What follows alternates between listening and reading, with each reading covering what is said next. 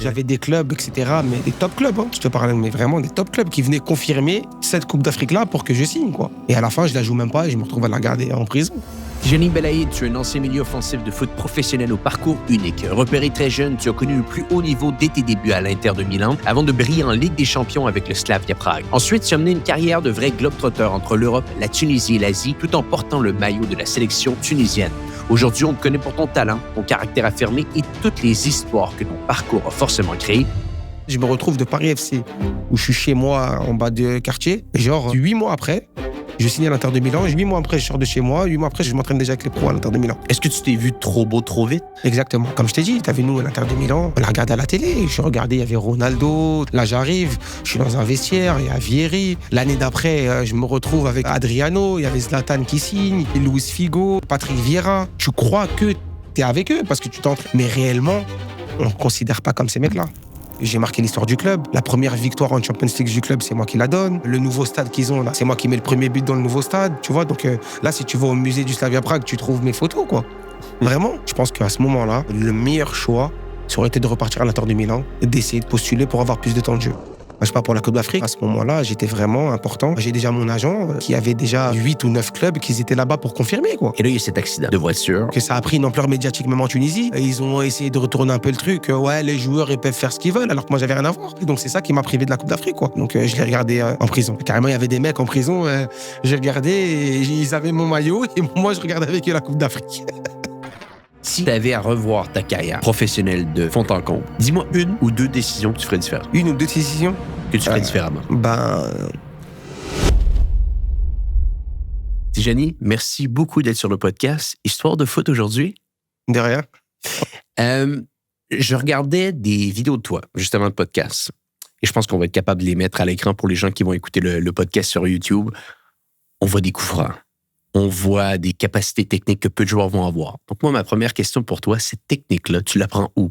C'est dans la rue? C'est en futsal? Où est-ce que c'est venu, cette capacité technique? Bon, déjà, je pense qu'il doit y avoir un peu la génétique. Mais après, ouais, comme tu l'as dit, je pense que c'est dans la rue. Tous les mecs qui ont des capacités techniques, tu regardes les Brésiliens ou en Île-de-France, etc. Nous, c'est pas comme maintenant. Hein. Nous, on jetait un ballon, on allait jouer au foot. Hein.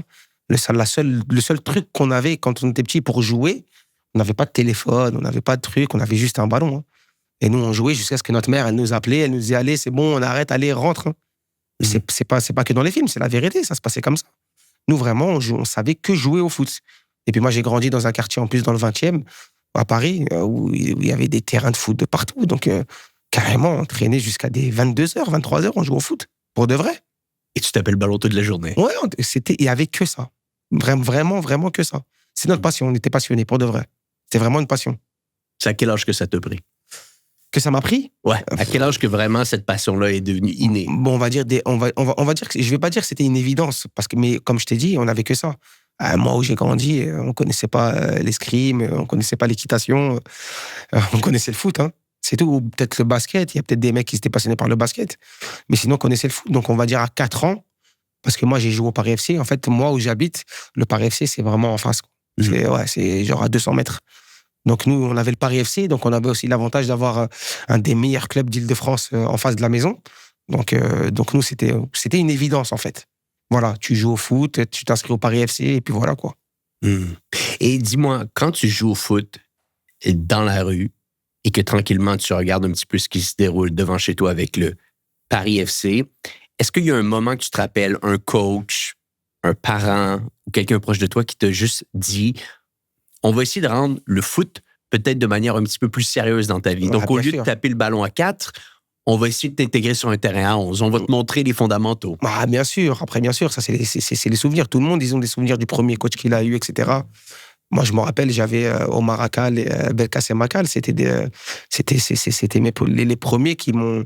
On va le parler cru, qui m'ont montré vraiment les ABC du football. Les ABC du football, quoi. Parce que la rue, oui, mais après, le foot, c'est autre chose. Je veux dire, oui, la rue, ça t'apprend certains aspects techniques, une certaine créativité qui fait que tu vas avoir plus de facilité, peut-être. Mais sinon, après, le football, c'est tactique, c'est physique, c'est mental. Je veux dire, donc tous ces aspects-là, je remercie le Paris FC de me les avoir appris tôt, quoi. À quel âge que tu rentres au Paris FC? Je rentre au Paris FC. Bon, moi, j'étais surclassé. Donc, à 4 ans, je rentre avec les 5 ans. Donc, à 4 ans, j'ai joué déjà avec les 1 an de plus que moi. Et puis voilà, ça a continué comme ça. À partir de 4 ans, t'es au club? À partir de 4 ans, je suis au club, moi. T'as fait toutes tes classes là-bas? Ouais, toutes mes classes. Jusqu'en moins de 15, ouais. Toutes mes classes là-bas, jusqu'en moins de 15 nationaux. Ouais.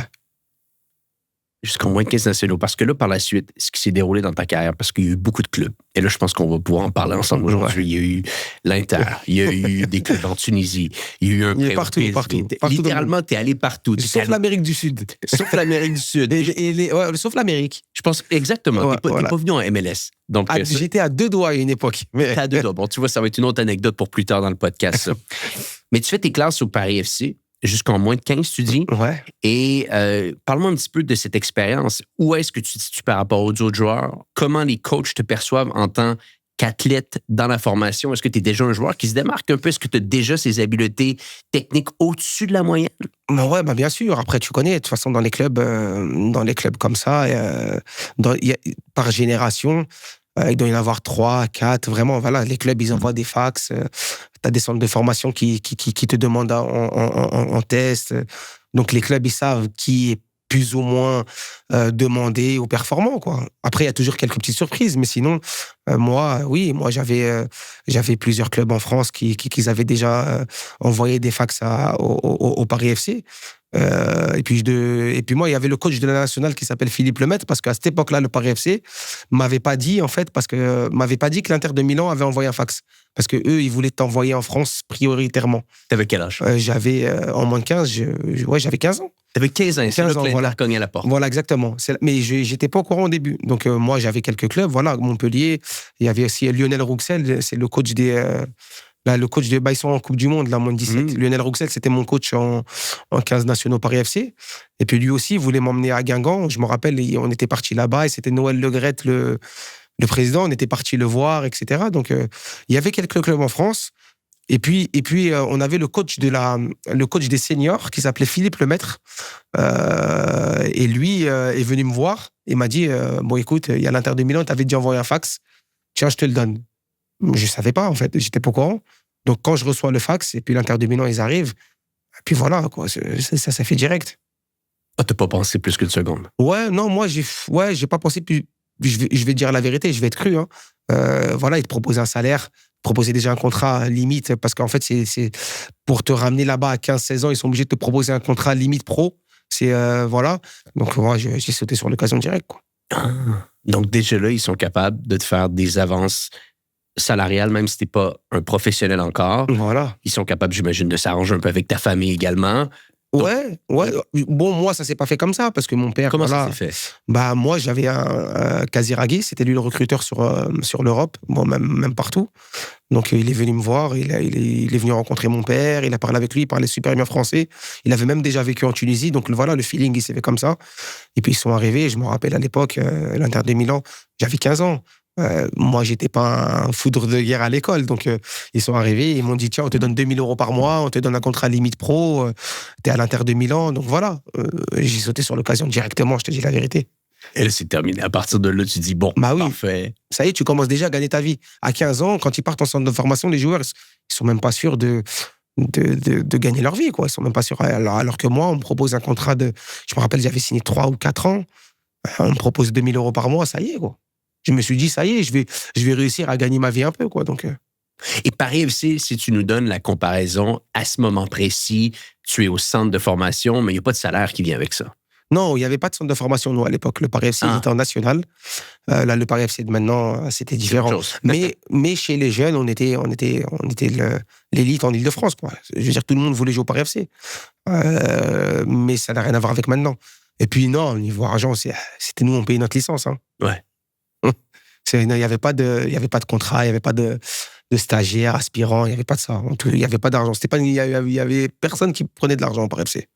Chez les jeunes. Hein. Et là, tu as 15 ans quand tu vas signer à l'Inter de Milan. Et là, si je fais les calculs rapidement dans ma tête, ça veut dire que c'est le début des années 2000, ou à peu près. Non, 15 ans. 15 ans, c'était en 87? 2005, je crois. 15 ans, c'était en 2005. Quand j'avais 15 ans. C'est quand j'avais 15 ans. Hein. Donc, c'était en 2005, je crois, que je signais à l'Inter de Milan. 2005-2006, je crois. T'es pas en 87? Je suis en 87, ouais. OK, donc en 15 ans, ça c'est en 2002, non? Non. Non, c'est quand j'avais 15 ans. Pas il y a 15 ans. Quand moi, j'avais 15 ans. Ouais. Donc, quand moi, j'avais 15 ans, c'était... Ouais, c'était en 2000... Quand j'ai signé Alter 2001, c'était en 2005. En 2005. En OK, 2005. donc t'es peut-être plus aux alentours de 17-18 ans à ce moment-là. Si t'es né en 1987. 15-16 ans. OK. J'étais à 15-16 ans. OK, Fin de mes parfait. 15 ans. Et au début des années 2000, je veux dire, l'Inter de Milan reste un grand club à ce moment-là. Je veux dire, ça reste dans quasiment la Ligue italienne et encore à ce moment précis, une des plus grandes ligues au monde. Tu arrives dans un club qui a beaucoup de vedettes. Je veux dire, quand tu rentres à l'intérieur de l'Inter de Milan, moi, j'ai 2 questions pour toi. De un, l'italien, de ne pas avoir la même langue que quand tu parlais en France. Est-ce que ça te fait peur? Non, Puis- pas du tout. Non, tranquille? Non, tranquille. Est-ce Franchement. que t'aides là-dedans? Est-ce que un traducteur? Ou... Bon, en fait, nous, l'avantage qu'on avait, c'était que avant ça, il y avait un ami à moi, ça faisait déjà 1 an qu'il était là-bas. Et il sortait aussi, lui aussi, du Paris FC. Donc, quand on arrivait là-bas, lui, il avait déjà tous les ABC, quoi. Donc, je vais te dire la vérité, l'italien, je l'ai appris en 3 semaines. 3 semaines, 1 mois. Ouais. Parce que ça ressemble au français, quoi. Donc, en 3 semaines, j'ai appris l'italien direct. 3 semaines, 1 mois. Bah, quand t'es obligé, ça y est, ils te jettent dans la fosse au lion, t'es obligé de faire comme ça. En plus, nous, on allait à l'école, mais on n'était jamais vraiment concentrés. Donc, franchement, et puis pour parler avec les gens, t'es obligé. Je me rappelle, à l'époque, on avait l'option T9. Je sais pas si tu te rappelles de l'option T9 sur le téléphone. Ouais. C'était genre le correcteur automatique. Et j'avais un Nokia, tac, et voilà, c'était comme ça qu'on apprenait. On essayait d'écrire le mot, tac, il n'y avait pas le bon orthographe et on réécrivait le mot, tu vois. Donc, non, franchement. Et puis réellement, c'est là, c'est dans ces moments-là que tu vois qu'en fait, l'être humain, il a un instinct de survie. En 3 semaines, 1 mois, je parlais déjà italien. Ouais. Et après, c'est le football qui parle. Après, c'est le football qui parle. Tout simplement. Et quand tu intègres l'Inter de Milan, tu joues avec quelle catégorie précise? Dès le début, je joue avec les moins de 18. Dès le début, je signe parce que j'étais déjà moins de 15, moins de 18. Et puis franchement, ça se passe super bien. Donc après 2 mois et demi, j'intègre déjà la réserve. Ça s'appelle la Primavera. Ouais, exact. Voilà, donc au bout de 2 mois et demi, j'intègre la Primavera.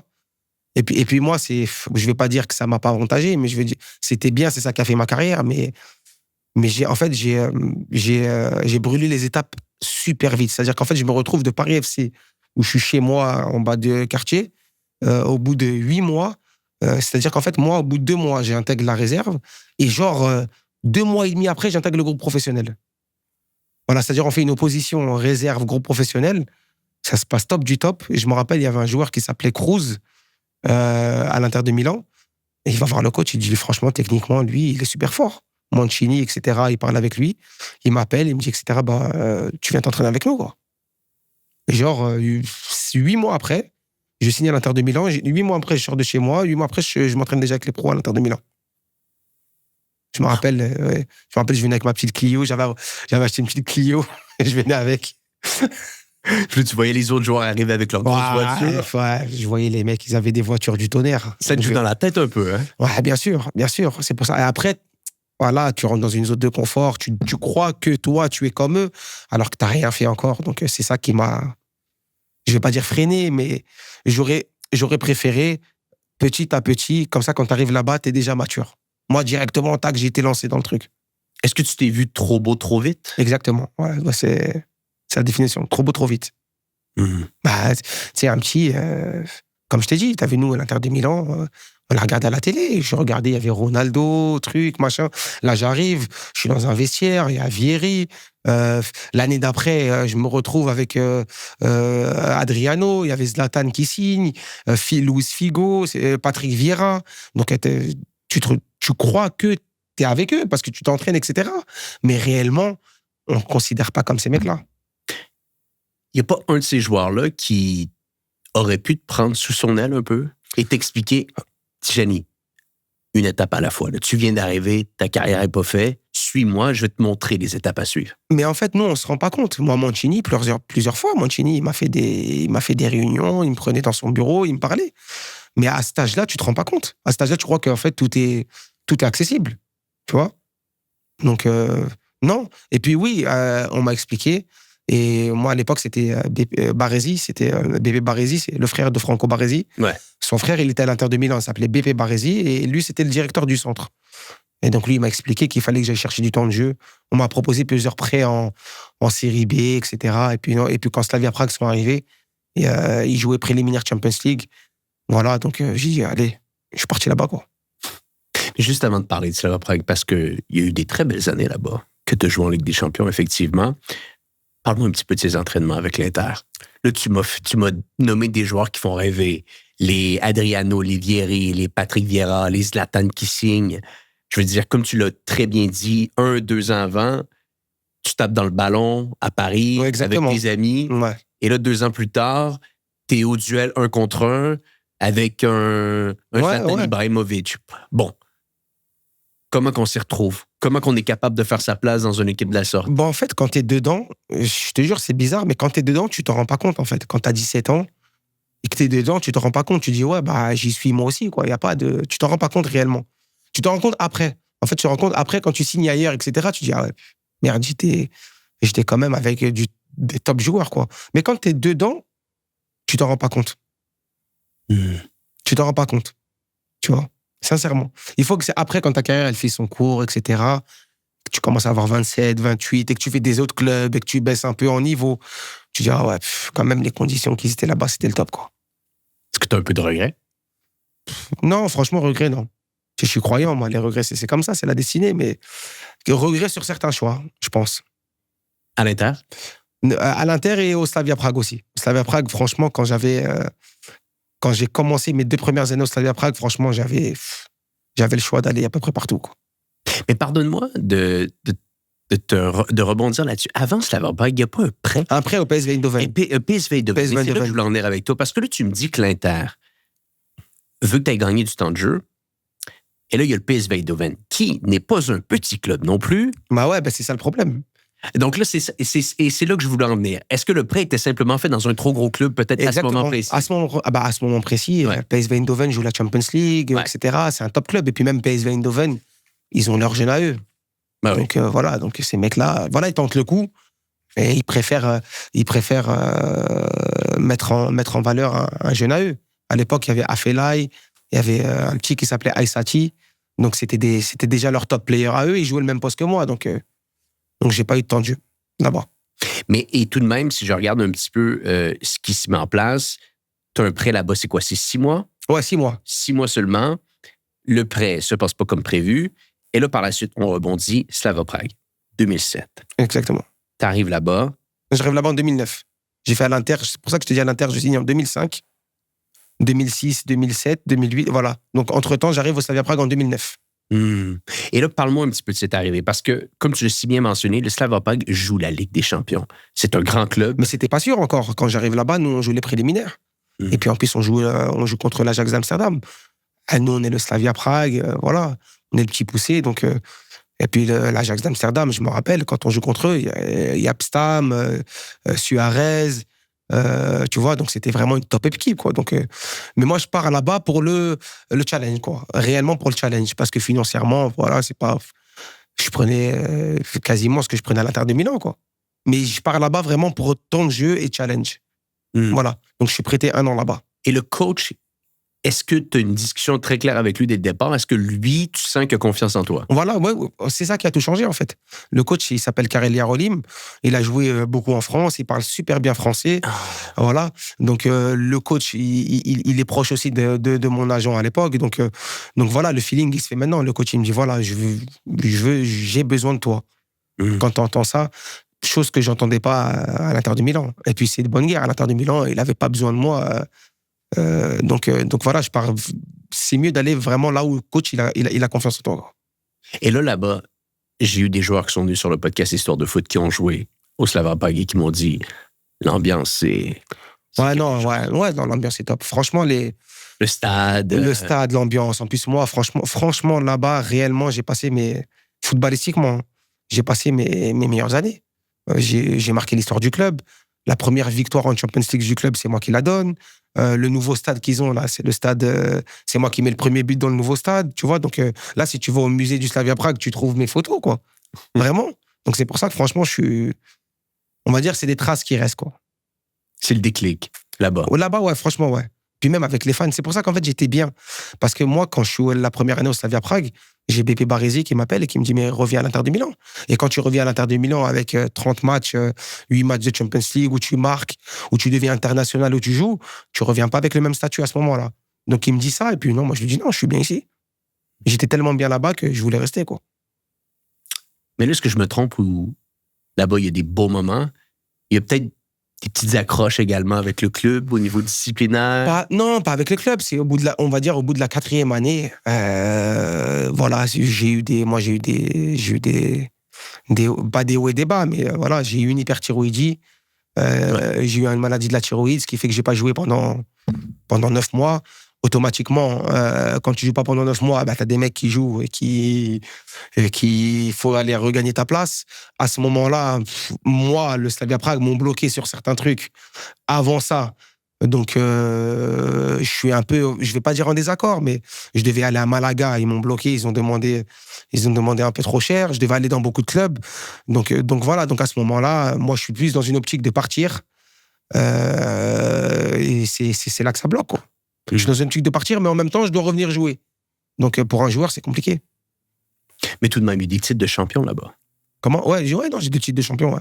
Et puis, il l'avait pas gagné depuis longtemps, parce qu'à l'époque, le club qui dominait, c'était plutôt le Sparta Prague. Donc voilà. Donc, nous, quand on arrive, franchement, puis j'arrive avec un ami à moi, il s'appelait Michael Tavares. Il était transféré à Hambourg l'année d'après. Et franchement, on marque l'histoire du club. Pour de vrai, quoi. C'est quand même un truc de fou. Tu prends un peu de recul pour penser à ça aujourd'hui. Marqué en Champions League, marqué dans le nouveau stade, 2 titres de champion. Ouais, en plus, toutes les années, j'étais là-bas, j'ai fait la Coupe d'Europe. La 3e année, on a fait l'Europa League, et la 4e année aussi, quoi. Non, franchement, Slavia Prague, comme je t'ai dit, hein, c'est mes plus belles années footballistiques. Mais pas parce que c'est le club, parce que j'étais important dans le club, tu vois. C'est ça qui était... tu peux faire des belles années, etc. ailleurs, mais là, vraiment, j'étais important pour le club et l'histoire du club. C'est-à-dire que là, tout de suite, là, je te dis une bêtise, hein, j'ai un ami à moi, il était à Prague. Il me dit, je suis à Prague, etc. Il y a un beau match aujourd'hui. Il voulait aller avec sa femme, etc., regarder un match. Et le match, il était dans 1h30, hein, je te parle. Hein. 1h30, il dit, oh, j'ai vu qu'il y avait match aujourd'hui, je t'ai pas demandé, désolé. Mais je lui ai trouvé des places en loge en 20 minutes. Tu vois? T'as encore des bons contacts avec le club. Ouais, franchement, ouais. Ouais. Et explique-moi un peu ce qui se déroule, parce qu'il y a eu le prêt. Slavia Prague, finalement, décide de te signer définitivement. Et là, à partir de là, quand tu as fait cette signature, pour toi, c'était clair dans ta tête que l'Inter de Milan, c'était du passé. Parce que j'essaie juste de me mettre dans ta position.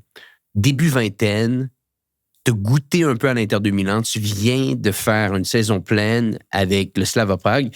Il pourrait y avoir une envie de dire, je vais marquer le coup, pardonne-moi, dans un des plus grands clubs européens et je vais retourner à l'Inter. C'est vrai, mais c'est là que tout à l'heure, je te parlais de déclic.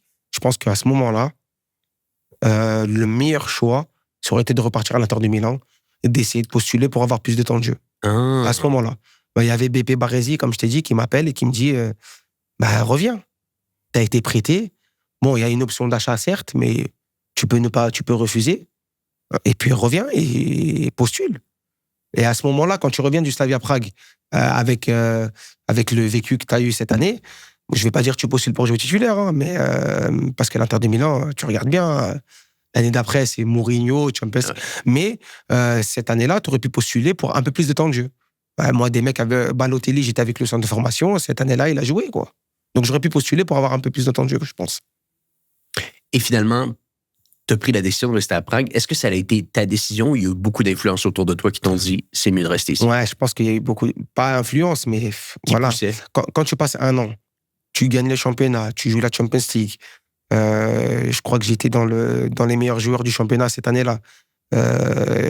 Donc les mecs, automatiquement, t'as de l'amour autour de toi qui fait que t'as pas envie de les trahir aussi, quoi. T'as le coach qui te fait confiance, qui te dit c'est bon, la saison prochaine, c'est comme ça, comme ça. Donc voilà, t'as ce truc-là qui fait que t'as pas envie de les trahir. Et moi, comme j'ai toujours été un mec fidèle, voilà, je me suis dit, non, allez, vas-y, je suis avec vous dans le projet, quoi. Même si c'était pas le meilleur choix à ce moment-là. Donc, on fait une petite pause sur l'épisode en cours pour vous dire une chose, pour vous dire merci. Merci d'être autant présent semaine après semaine sur le podcast Histoire de foot. Mon nom est Antoine Gagné, animateur et producteur du podcast. Et je vous le dis, ça me fait chaud au cœur de voir qu'à chaque semaine, vous êtes présent pour écouter les différentes histoires de foot qu'on a avec nos invités. Maintenant, si vous écoutez le podcast depuis quelques temps maintenant, vous le voyez, on n'a pas de sponsor, on n'a pas de gens qui vont venir financer le podcast. Tout est fait avec notre propre argent de A à Z. Et la seule chose que vous pouvez faire aujourd'hui pour nous aider, pour nous encourager, c'est simplement de vous abonner. De vous abonner sur YouTube, de vous abonner sur Spotify ou encore sur Apple Podcasts. Plus l'auditoire grandit, plus qu'on va être capable d'avoir des invités de classe mondiale et de continuer à vous livrer des histoires de foot qui vont pouvoir marquer votre esprit. Donc, je vous remercie encore. De retour à l'épisode en cours. Et pendant cette période-là, il faut en parler, je pense, parce que c'est un moment quand même important dans ta carrière. En 2008, il y a la CAN. Et là, tu sors, comme on l'a mentionné, un très, très haut niveau avec Prague. Les choses vont très, très bien. Et là, finalement... Je crois que c'était la CAN, excuse-moi, je te coupe, c'est la CAN 2011, je crois. 2011 ou... Ouais, 11. 2010 ou 2010 peut-être, ouais. Et au niveau de cette CAN-là, tu es un joueur emblématique. Je veux dire, tu fais partie des joueurs tunisiens qui vont marquer un peu cette Coupe d'Afrique des Nations. Et là, il y a cet accident de voiture qui, finalement, peut-être tu veux nous donner un petit peu de contexte, mais je veux dire, ça a été juste avant le début et ça t'a privé de cette Coupe d'Afrique des Nations. Ouais, exactement. Je pars pour la Coupe d'Afrique et puis comme tu l'as dit, hein, à ce moment-là, j'étais vraiment important. Je veux dire, moi, c'était Roger Lemaire, mon entraîneur. Ouais. Et Roger Lemaire, franchement, j'avais une relation spéciale avec lui, quoi. Je veux dire, je jouais tout le temps.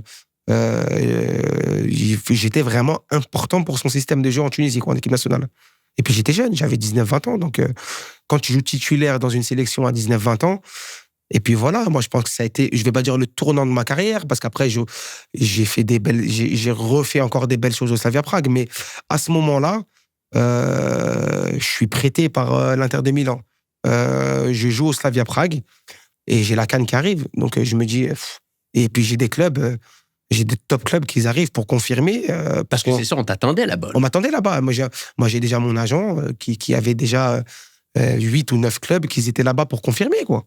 Donc je me dis, moi, à ce moment-là, je me dis pas, voilà, les clubs, voilà, à ce moment-là, je suis ma progression.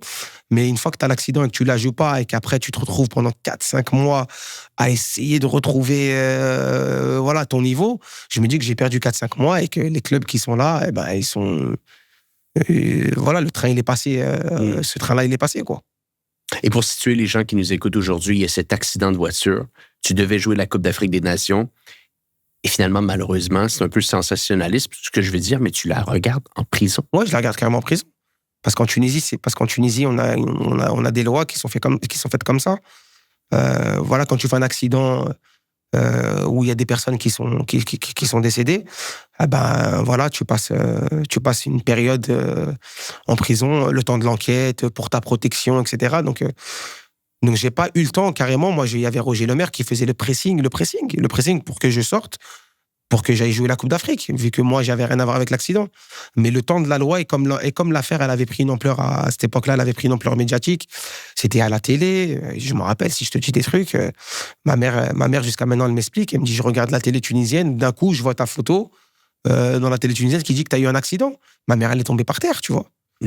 Donc ça a pris une ampleur médiatique même en Tunisie. Ils ont essayé de retourner un peu le truc. Ouais, les joueurs, ils peuvent faire ce qu'ils veulent, alors que moi, j'avais rien à voir. Les joueurs peuvent faire ce qu'ils veulent, ils font des accidents, ils vont sortir, ils vont jouer la Coupe d'Afrique. Donc c'est ça qui m'a privé de la Coupe d'Afrique, quoi. En fait, l'ampleur médiatique de cette histoire-là, ça m'a fait priver de la Coupe d'Afrique. Parce que réellement, j'étais innocent. Et réellement, Roger Lemaire a tout fait pour que j'aille jouer la Coupe d'Afrique à ce moment-là. Donc, comme ça avait pris une ampleur médiatique, ils ne pouvaient pas se permettre de laisser, on va dire, aller outre la loi et me faire sortir pour jouer la Coupe d'Afrique. Donc, voilà. Donc, je l'ai regardé en prison.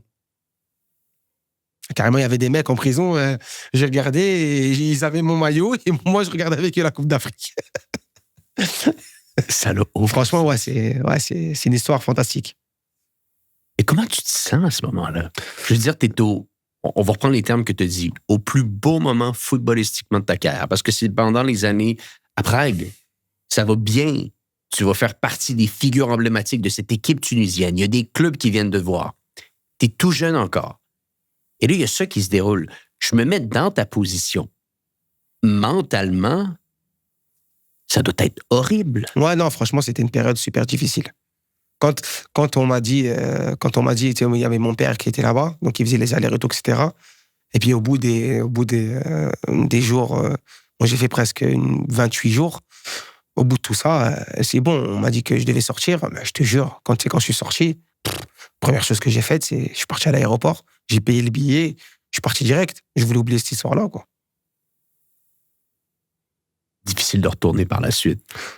Je veux dire, même, tu devais avoir tellement des mauvais souvenirs de ce qui s'est passé. Non, je te jure que j'avais pas joué pendant... Bon, cette période-là, elle a duré 1 mois. On va dire que j'avais pas joué pendant 2 mois et demi, 3 mois. Et puis Roger Lemaire, la sélection d'après, hein, il fait match amical contre la Côte d'Ivoire à Paris. Et j'étais en manque de compétition totale. Total. Même au Slavia Prague, je commençais à reprendre ma forme. J'avais refait une préparation athlétique, etc. Et Roger Lemaire, par rapport à cette histoire-là, m'a appelé en sélection à ce moment-là. OK ? On joue la Côte d'Ivoire ici sur Paris. Hein. Donc, je pars avec la sélection. On joue contre la Côte d'Ivoire. Il me fait rentrer à la mi-temps, Roger Lemaire. Mais je suis un mec, je suis même pas compétitif, quoi. Je veux dire, j'ai pas joué pendant 3 mois. Et je te jure, contre la Côte d'Ivoire, je mets un coup franc et je mets une passe décisive. Ce match-là. C'est là que je me suis relancé. Donc, quand je fais ça en sélection, au Slavia Prague, je repars et ils se disent, ah, bah, lui, il a marqué en sélection. Donc, je recommence à jouer au Slavia Prague et puis c'est reparti encore pour un tour, quoi. Qui t'a aidé à passer à travers cette période? Ouais, franchement, mais la famille à ce moment-là. La famille, mon agent à l'époque qui était là. Mais franchement, à ces moments-là, il y a que ta famille. Hein. Tu penses qu'à ça, quoi.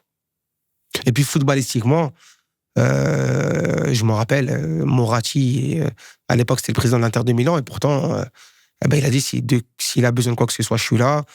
Non, franchement, j'ai senti beaucoup de soutien, quoi. Et puis Roger Lemaire, sincèrement, Roger Lemaire, il m'a soutenu dans ces moments-là. Surtout qu'il m'a rappelé en plus après en sélection pour me relancer dans ma carrière, quoi. Donc, franchement, je lui serais reconnaissant. Le coach qui a marqué le plus ta carrière de foot, Roger Lemaire? Ouais, un de ceux qui ont le plus marqué ma carrière. Sincèrement. Mais de plus par l'humain.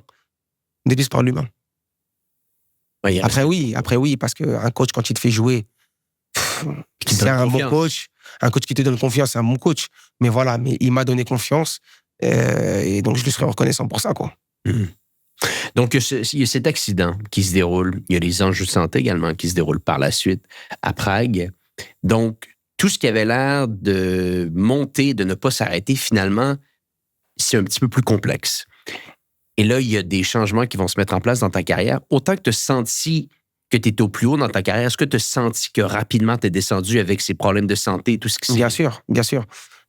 Quand j'arrive au Slavia Prague, je repars encore, etc. pour une année.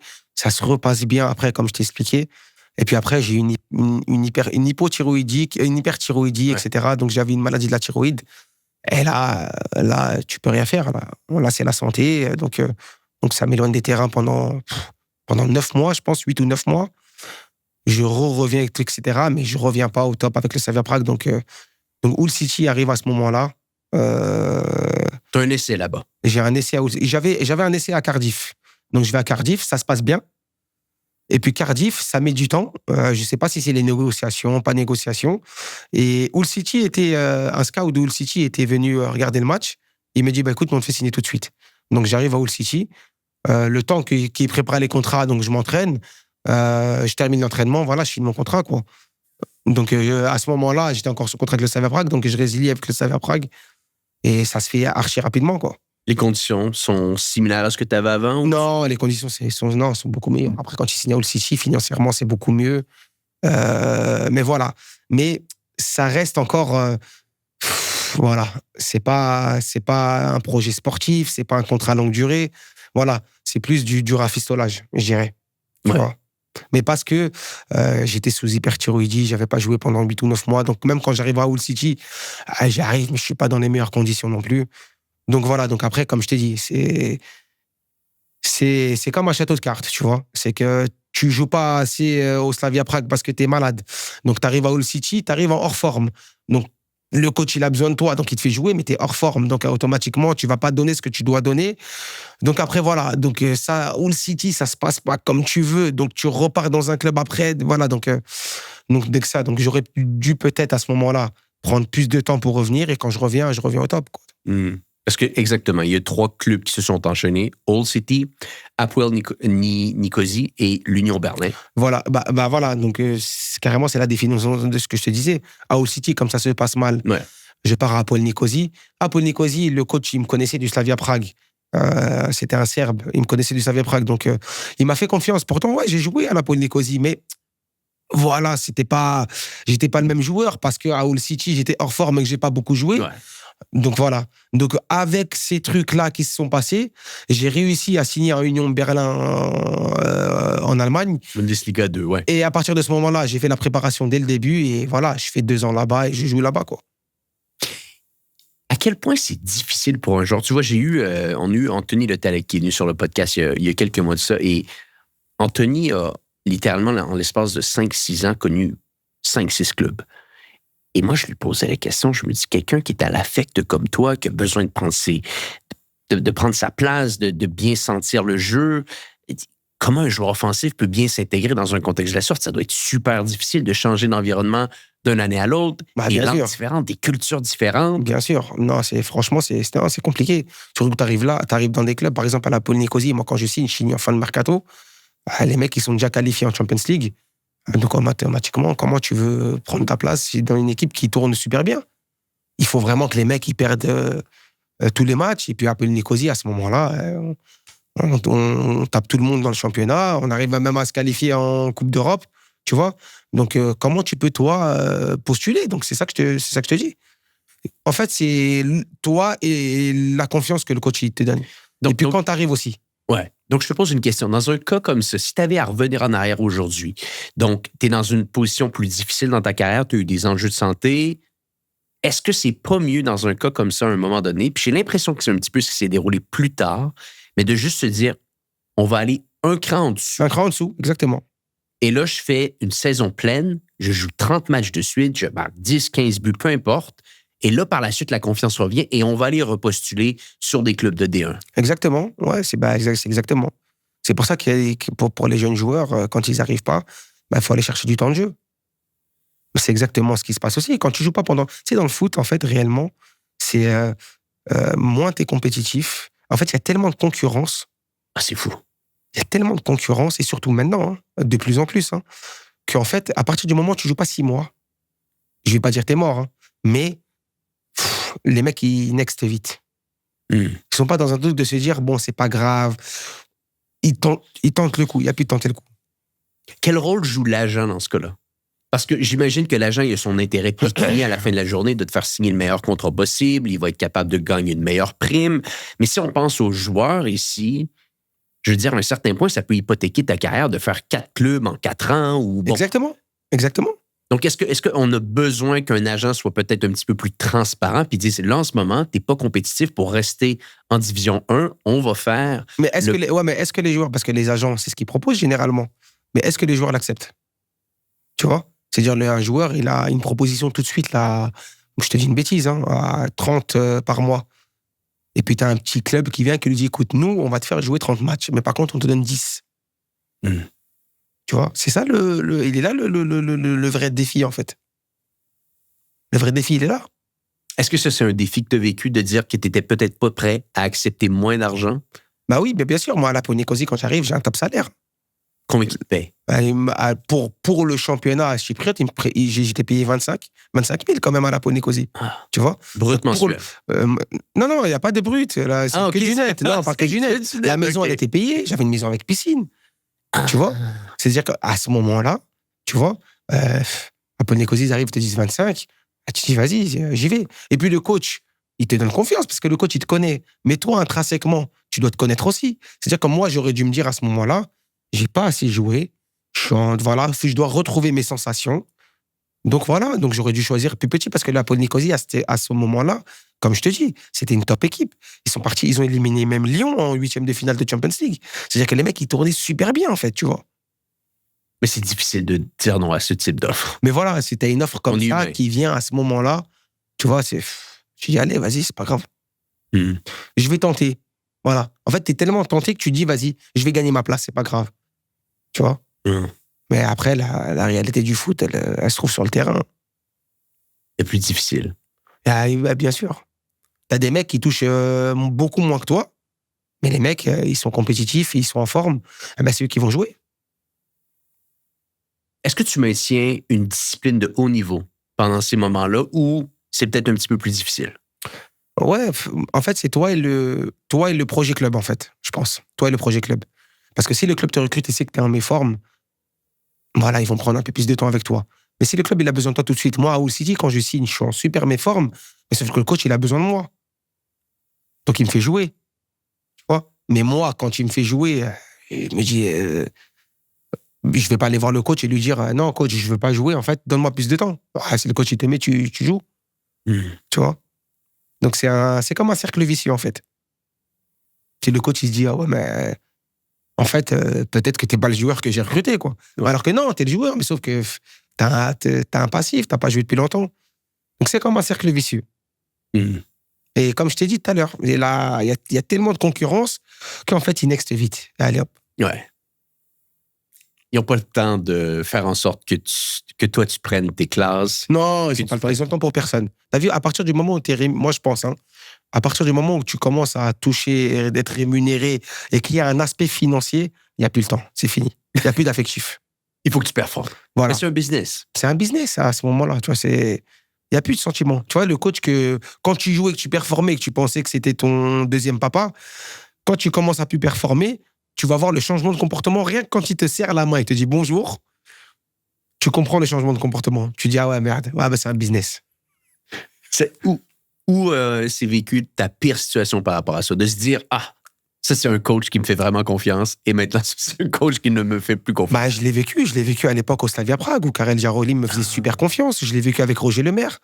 Et j'ai vécu, par exemple, à l'Apol Nicosie. Apol Nicosie, c'était un coach serbe. Quand je suis arrivé, il me connaissait du Slavia Prague, mais j'étais au top de ma forme au Slavia Prague. Il me connaissait là-bas, il était tout content de me faire signer, tu vois. J'ai joué, mais j'ai fait des belles choses hein, à l'Apol Nicosie. J'étais pas catastrophique non plus, hein. Mais j'étais pas le joueur qui pensait du Slavia Prague. Donc, le changement de comportement, il était opéré direct.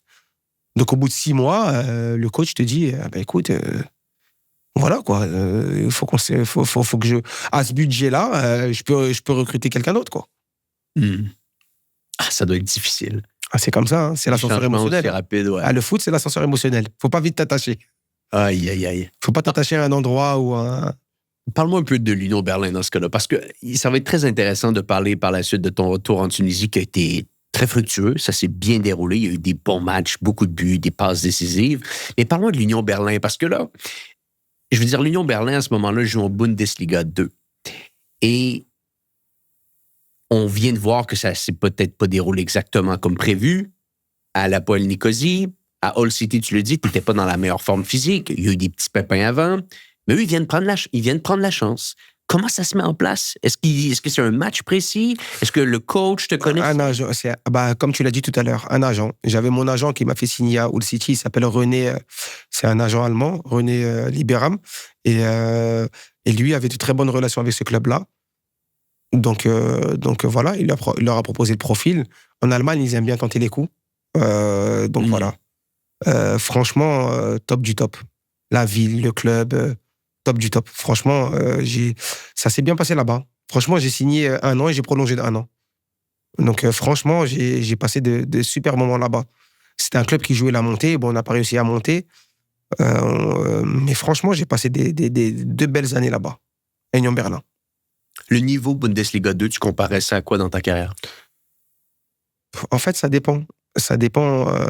Franchement, c'est super structuré. Les clubs, on jouait contre des clubs Kaiserslautern, c'était des clubs de Bundesliga qui venaient de descendre. Donc, franchement, et même du Zeldorf. Non, franchement, il y avait beaucoup de clubs c'est des clubs de Bundesliga qui descendaient. Le championnat allemand, je trouve que c'est un championnat structuré.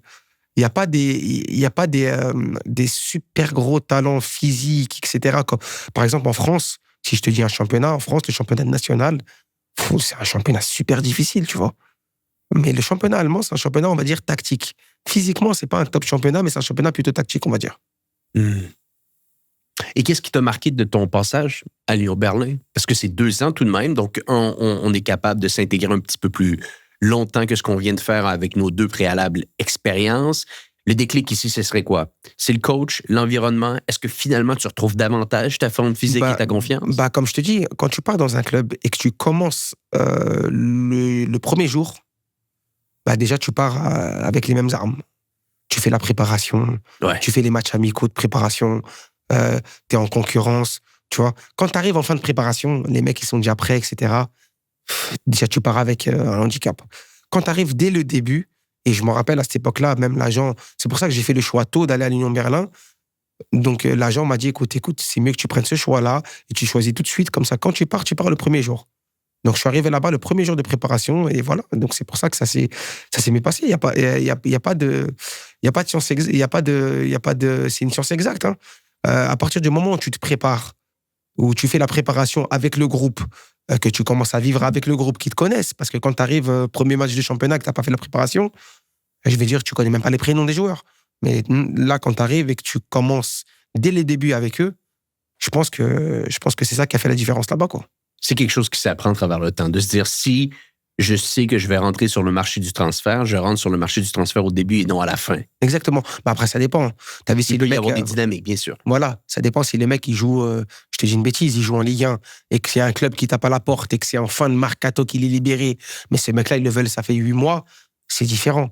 Mais quand tu es comme ça, un peu sur le marché des transferts, où tu es libre déjà, où tu commences, où tu cherches un club, tu t'entraînes avec un préparateur parce que tu n'as pas encore trouvé de club, je pense qu'il faut faire le choix le plus tôt possible, quoi. Et là, l'Europe, t'es rendu que t'as fait le tour? Et là, peut-être que tu veux retourner au Bercail? C'est un peu ça qui se met en place? Ouais, oui et non, parce que je continue quand même un peu en Europe, quoi. Je vais au Portugal, et moi, je pense que le déclic, c'était vraiment Portugal, quoi. Portugal, je signe, voilà, et là-bas, je signe, au bout de 6 mois, voilà. Tu pouvais plus, là? Ouais, je pouvais plus. Je pouvais plus, pas parce que je signe avec un coach, au bout de 5 jours, il se fait limoger. Donc, c'est un club, on joue le maintien en D1 au Portugal, on joue le maintien. À partir du moment où tu joues le maintien, il y a un nouveau coach qui arrive à caractère défensif. Il arrive avec 3 nouveaux joueurs à mon poste, à moi. Donc là, vraiment, ouais, c'est mort. C'est mort. Donc, je vais en Bulgarie, terminer la saison en Bulgarie. Donc, je la termine là-bas et c'est de là que je me dis, écoute, je vais aller où comme ça? Voilà. Donc, voilà. Un des meilleurs clubs. En Tunisie, ouais. Ouais, un des meilleurs clubs en Tunisie, même en Afrique, hein, je te dis la vérité. Hein. Je signe là-bas et en plus, ils me font une belle proposition à ce moment-là. T'avais gardé des contacts avec eux? Comment ça s'est mis en place un peu? Écoute, on parle du club africain ici. Du club africain. Donc, moi, je pars en vacances en Tunisie. Et puis, en Tunisie, j'ai un ami à moi qui est agent. Qui, à ce moment-là, ils font signer 2 joueurs internationaux. Saber Khalifa qui signe. Et puis, je le rencontre, etc. Et puis, il me dit, je suis en train de faire signer eux, etc. Est-ce que ça te dirait d'aller? Il en parle au directeur sportif. Il dit, bien sûr, tout de suite. Donc, tu sais quoi, ça, c'est un truc qui s'est fait en 24 heures. En 24 heures? 24 heures. Je suis en Tunisie, je suis libre. Voilà, c'est un choix qui se fait en 24 heures. Je vois qu'ils sont en train de faire une top équipe. Je vois le président, à cette époque-là, c'était un mec qui a mis quand même les moyens. Il ramène Saber Khalifa qui part de l'OM. Il ramène Yacine Mikari qui arrive de Sochaux en Ligue 1. Donc, je me dis, ah ouais, quand même, c'est un beau projet, quoi. Surtout que tu rentres chez toi, t'es chez toi, quoi. Donc j'ai le choix, je le fais vite fait, quoi. Et il y a beaucoup d'articles qui disent « Enfin, Tijani rentre à la maison ». Il y a eu beaucoup de contenu comme ça qui s'est mis en place. Et puis surtout, quand tu as un accueil comme ça, franchement, moi, même quand ils ont commencé à lancer les rumeurs, je voyais les messages d'amour que j'avais des gens. Franchement, ouais. J'avais envie de signer tout de suite, quoi. Puis dis-moi, à quel point le changement est considérable sur ton rythme de vie? Est-ce qu'on passe vraiment du tout au rien avec les salaires, les conditions que tu avais en Europe versus ce que tu vas avoir en Tunisie? Non, pas du tout. Ou tu restes tranquille? Mais pas du tout. Je touchais plus en Tunisie que je touchais à Lyon Berlin. Ah, bien sûr. Mais je touchais au club africain peut-être 5 fois plus que je touchais à Lyon Berlin. Bien sûr. Mais nous, on avait des joueurs qui étaient à 100 000 € par mois au club africain. Pas moi, mais il y avait des joueurs. Oh, wow. Tu vois? Non, le club africain, c'est un top club. Mais c'est un top club, ouais. C'est un top club. Certes, c'est la Tunisie. Peut-être il n'est pas attractif au niveau des installations, des terrains. Mais le club africain, je peux te dire que tu joues tous les matchs devant 50 000. À l'entraînement, déjà, ils sont 10 000. 10 000 personnes à l'entraînement. Si tu regardes les trucs, à l'entraînement, ils sont 10 000. Tu as une pression au club africain comme j'ai jamais connu une pression comme ça dans le foot. Parce que la pression, elle sort du cadre footballistique, la pression. La pression, elle sort dehors. Ouais. Tu vas au restaurant, tu as la pression, tu as les mecs qui tu perds un match. Mais si je t'explique des anecdotes, tu vas devenir fou. Ben, je veux les entendre, on est sur Histoire de foot. Bah, nous, cette année-là, il avait vraiment un investissement pour gagner le championnat. Et on l'a gagné à la fin. mais vers les 3 derniers matchs, tu as l'Espérance sportive de Tunis qui commence à nous coller. Et donc, on perd 2 matchs. On perd 2 matchs d'affilée. On perd des points. L'Espérance revient à 2 points. Je sors de l'entraînement en voiture, tu vois. Et puis, il y a un mec qui sort avec... Je me rappellerai toute ma vie, je vais m'en rappeler de ces heures-là. Il y a un mec, il est avec sa femme, et sa femme, elle tient son enfant dans la main, tu vois. Et il se met devant la voiture. Limite, j'allais faire un accident, tu vois. Il se met devant la voiture. Il me dit, Tijani, s'il te plaît, sors. Je sors, t'as vu, j'ai toujours été sociable. Je sors, salut, ça va, bonjour madame, etc. Et il commence à pleurer, tu vois. Il me dit, pourquoi vous avez perdu, etc. Il me dit, tu vois, quand on perd, eh ben celle-là, ben, je m'embrouille tous les soirs avec elle. Il parle de sa femme. Tu vois. Il parle de sa femme. Non. Je me dis, mais carrément, t'as vu, tu joues. Même la vie des gens, ça peut changer la vie des gens, quoi. Et c'est un truc que je l'avais connu au Slavia Prague, mais pas comme ça. Parce que en Méditerranée, en Tunisie, Italie, etc., on n'a pas le même rapport au foot que l'Allemagne ou que les pays scandinaves, on n'a pas ce même rapport-là. Ouais. Voilà. Je veux dire, en France, comme je t'ai dit tout à l'heure, les mecs en France, il y en a qui aiment le rugby, il y en a qui aiment le judo, il y en a qui aiment l'escrime, il y en a qui aiment... En Tunisie, on a le foot. Il n'y a que le foot. Foot, un peu le handball, mais le foot. Les discussions dans les restaurants, c'est le foot. C'est tout.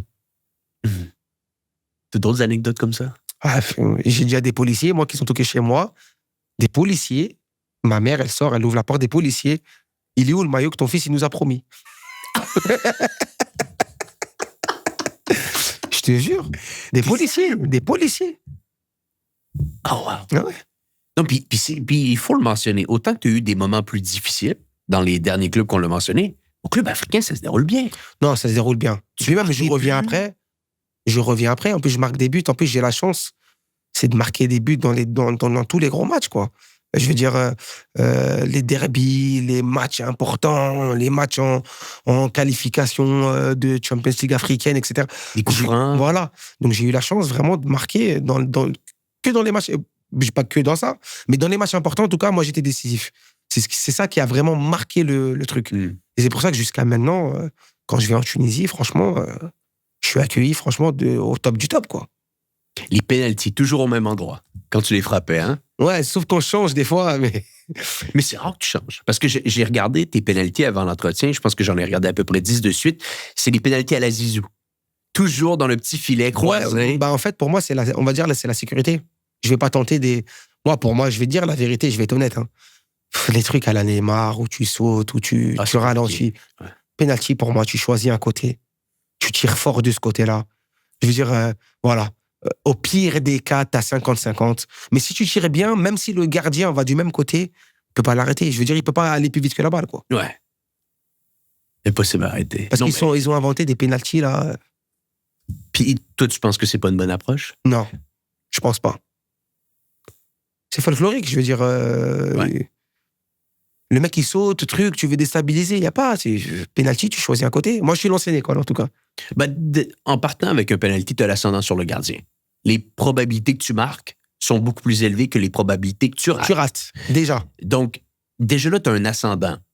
Après, si tu viens complexifier le truc, tu peux le tenter, mais des fois, ça peut se retourner contre toi. Hein. Plusieurs fois, ça s'est retourné contre les gens. Hein. Plusieurs fois. Panenka, le gardien reste au milieu. Puis... Je veux dire, c'est un truc sur Panenka. Mais vas-y, pourquoi?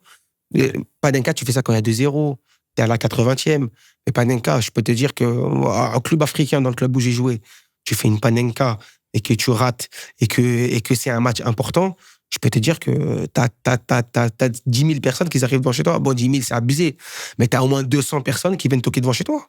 Sérieux? Il veut te dire, tu fous de la gueule de qui, là? Ah oui. C'est un peu comme à Naples. Ouais. Voilà, club africain, c'est un peu comme à Naples. La même. Le foot, il sort du cadre footballistique. Les mecs, c'est leur vie.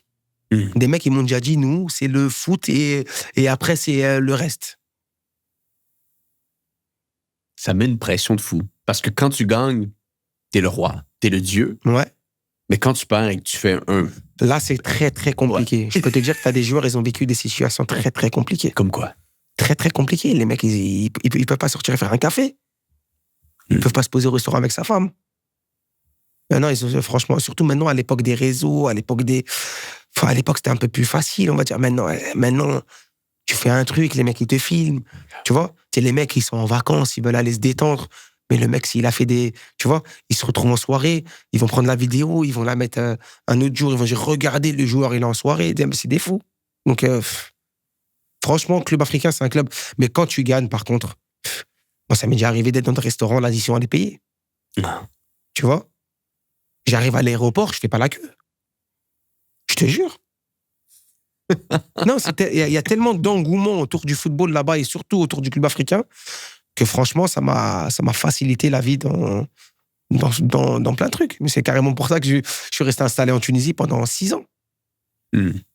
Parce que tu n'as pas simplement joué pour le club africain. Si on regarde un peu en Tunisie, il y a un autre club que tu as joué également. Sfax, ouais. Sfax, exactement. Pas facile à dire, c'est pour ça que je préférais que tu le dises. Sfax. Parce qu'avec le club africain, ça a très bien débuté, mais je pense que par la suite, il y a eu des changements dans la direction, dans la gestion. Ouais, le président. En fait, c'est le président qui il vire le directeur sportif et puis lui-même, il avait quelques problèmes. Parce que nous, notre président à l'époque, c'était un politicien aussi. Donc, il y a eu des problèmes politiques qui ont fait que lui aussi a dû quitter le pays. Donc, voilà. Donc, je te raconte pas l'histoire. Donc, le club un peu explose, rendu là. Le club explose aussi financièrement parce que lui, le mec, il envoie des contrats à 100 balles par mois, à 100 000 euros par mois. Quand lui, il part, le mec qui arrive derrière, il peut pas assumer ça. Parce que lui, en fait, nous, on avait un président, c'était un proche Kadhafi. Oh. Tu vois? OK. Donc, voilà, je vais pas te donner le dessin. Donc, lui, il arrive en Tunisie pour faire de la politique. Donc, il se dit quoi? Je vais prendre le club le plus populaire de Tunisie pour faire de la politique. Ça a marché. Hein.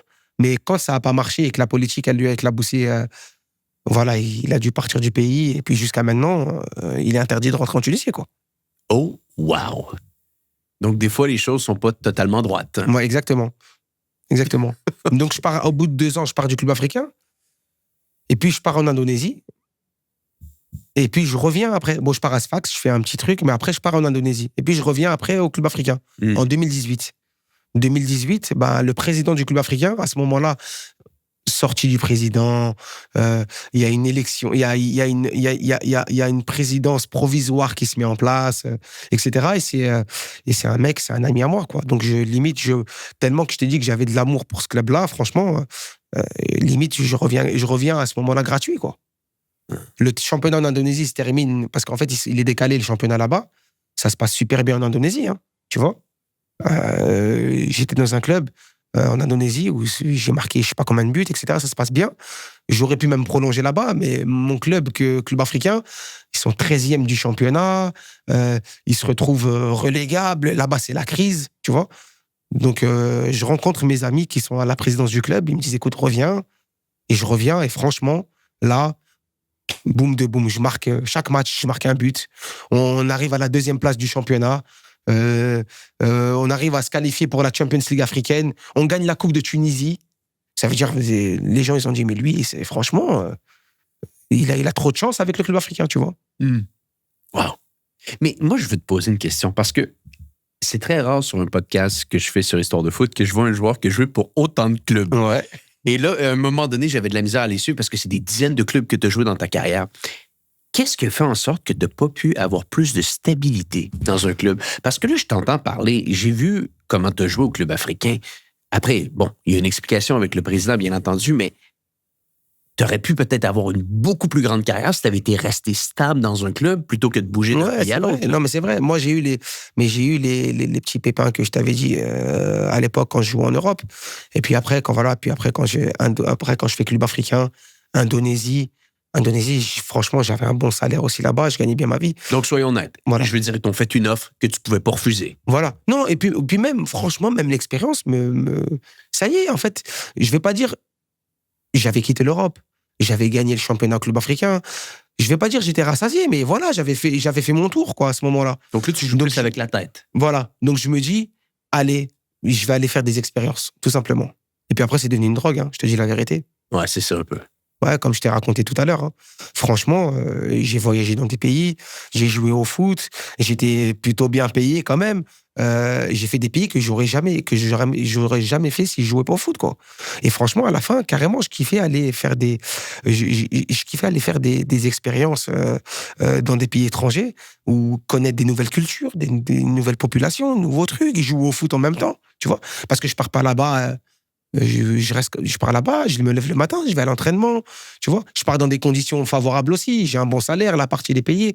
Donc je me dis franchement, allons-y, quoi. Je suis parti en Indonésie, et puis après je suis reparti en Indonésie dans un autre club. J'ai fait 2 clubs en Indonésie, moi. Parlons-en un peu de cette expérience en Indonésie, parce que comme je te l'avais mentionné, il y a Julien Faubert qui est venu sur le podcast. Ouais. Bah, j'ai fait le même club que lui. Le même club, exactement. Le deuxième. Il me disait en fin de carrière, Antoine, les gens ne comprennent pas, là, l'Indonésie, c'est incroyable.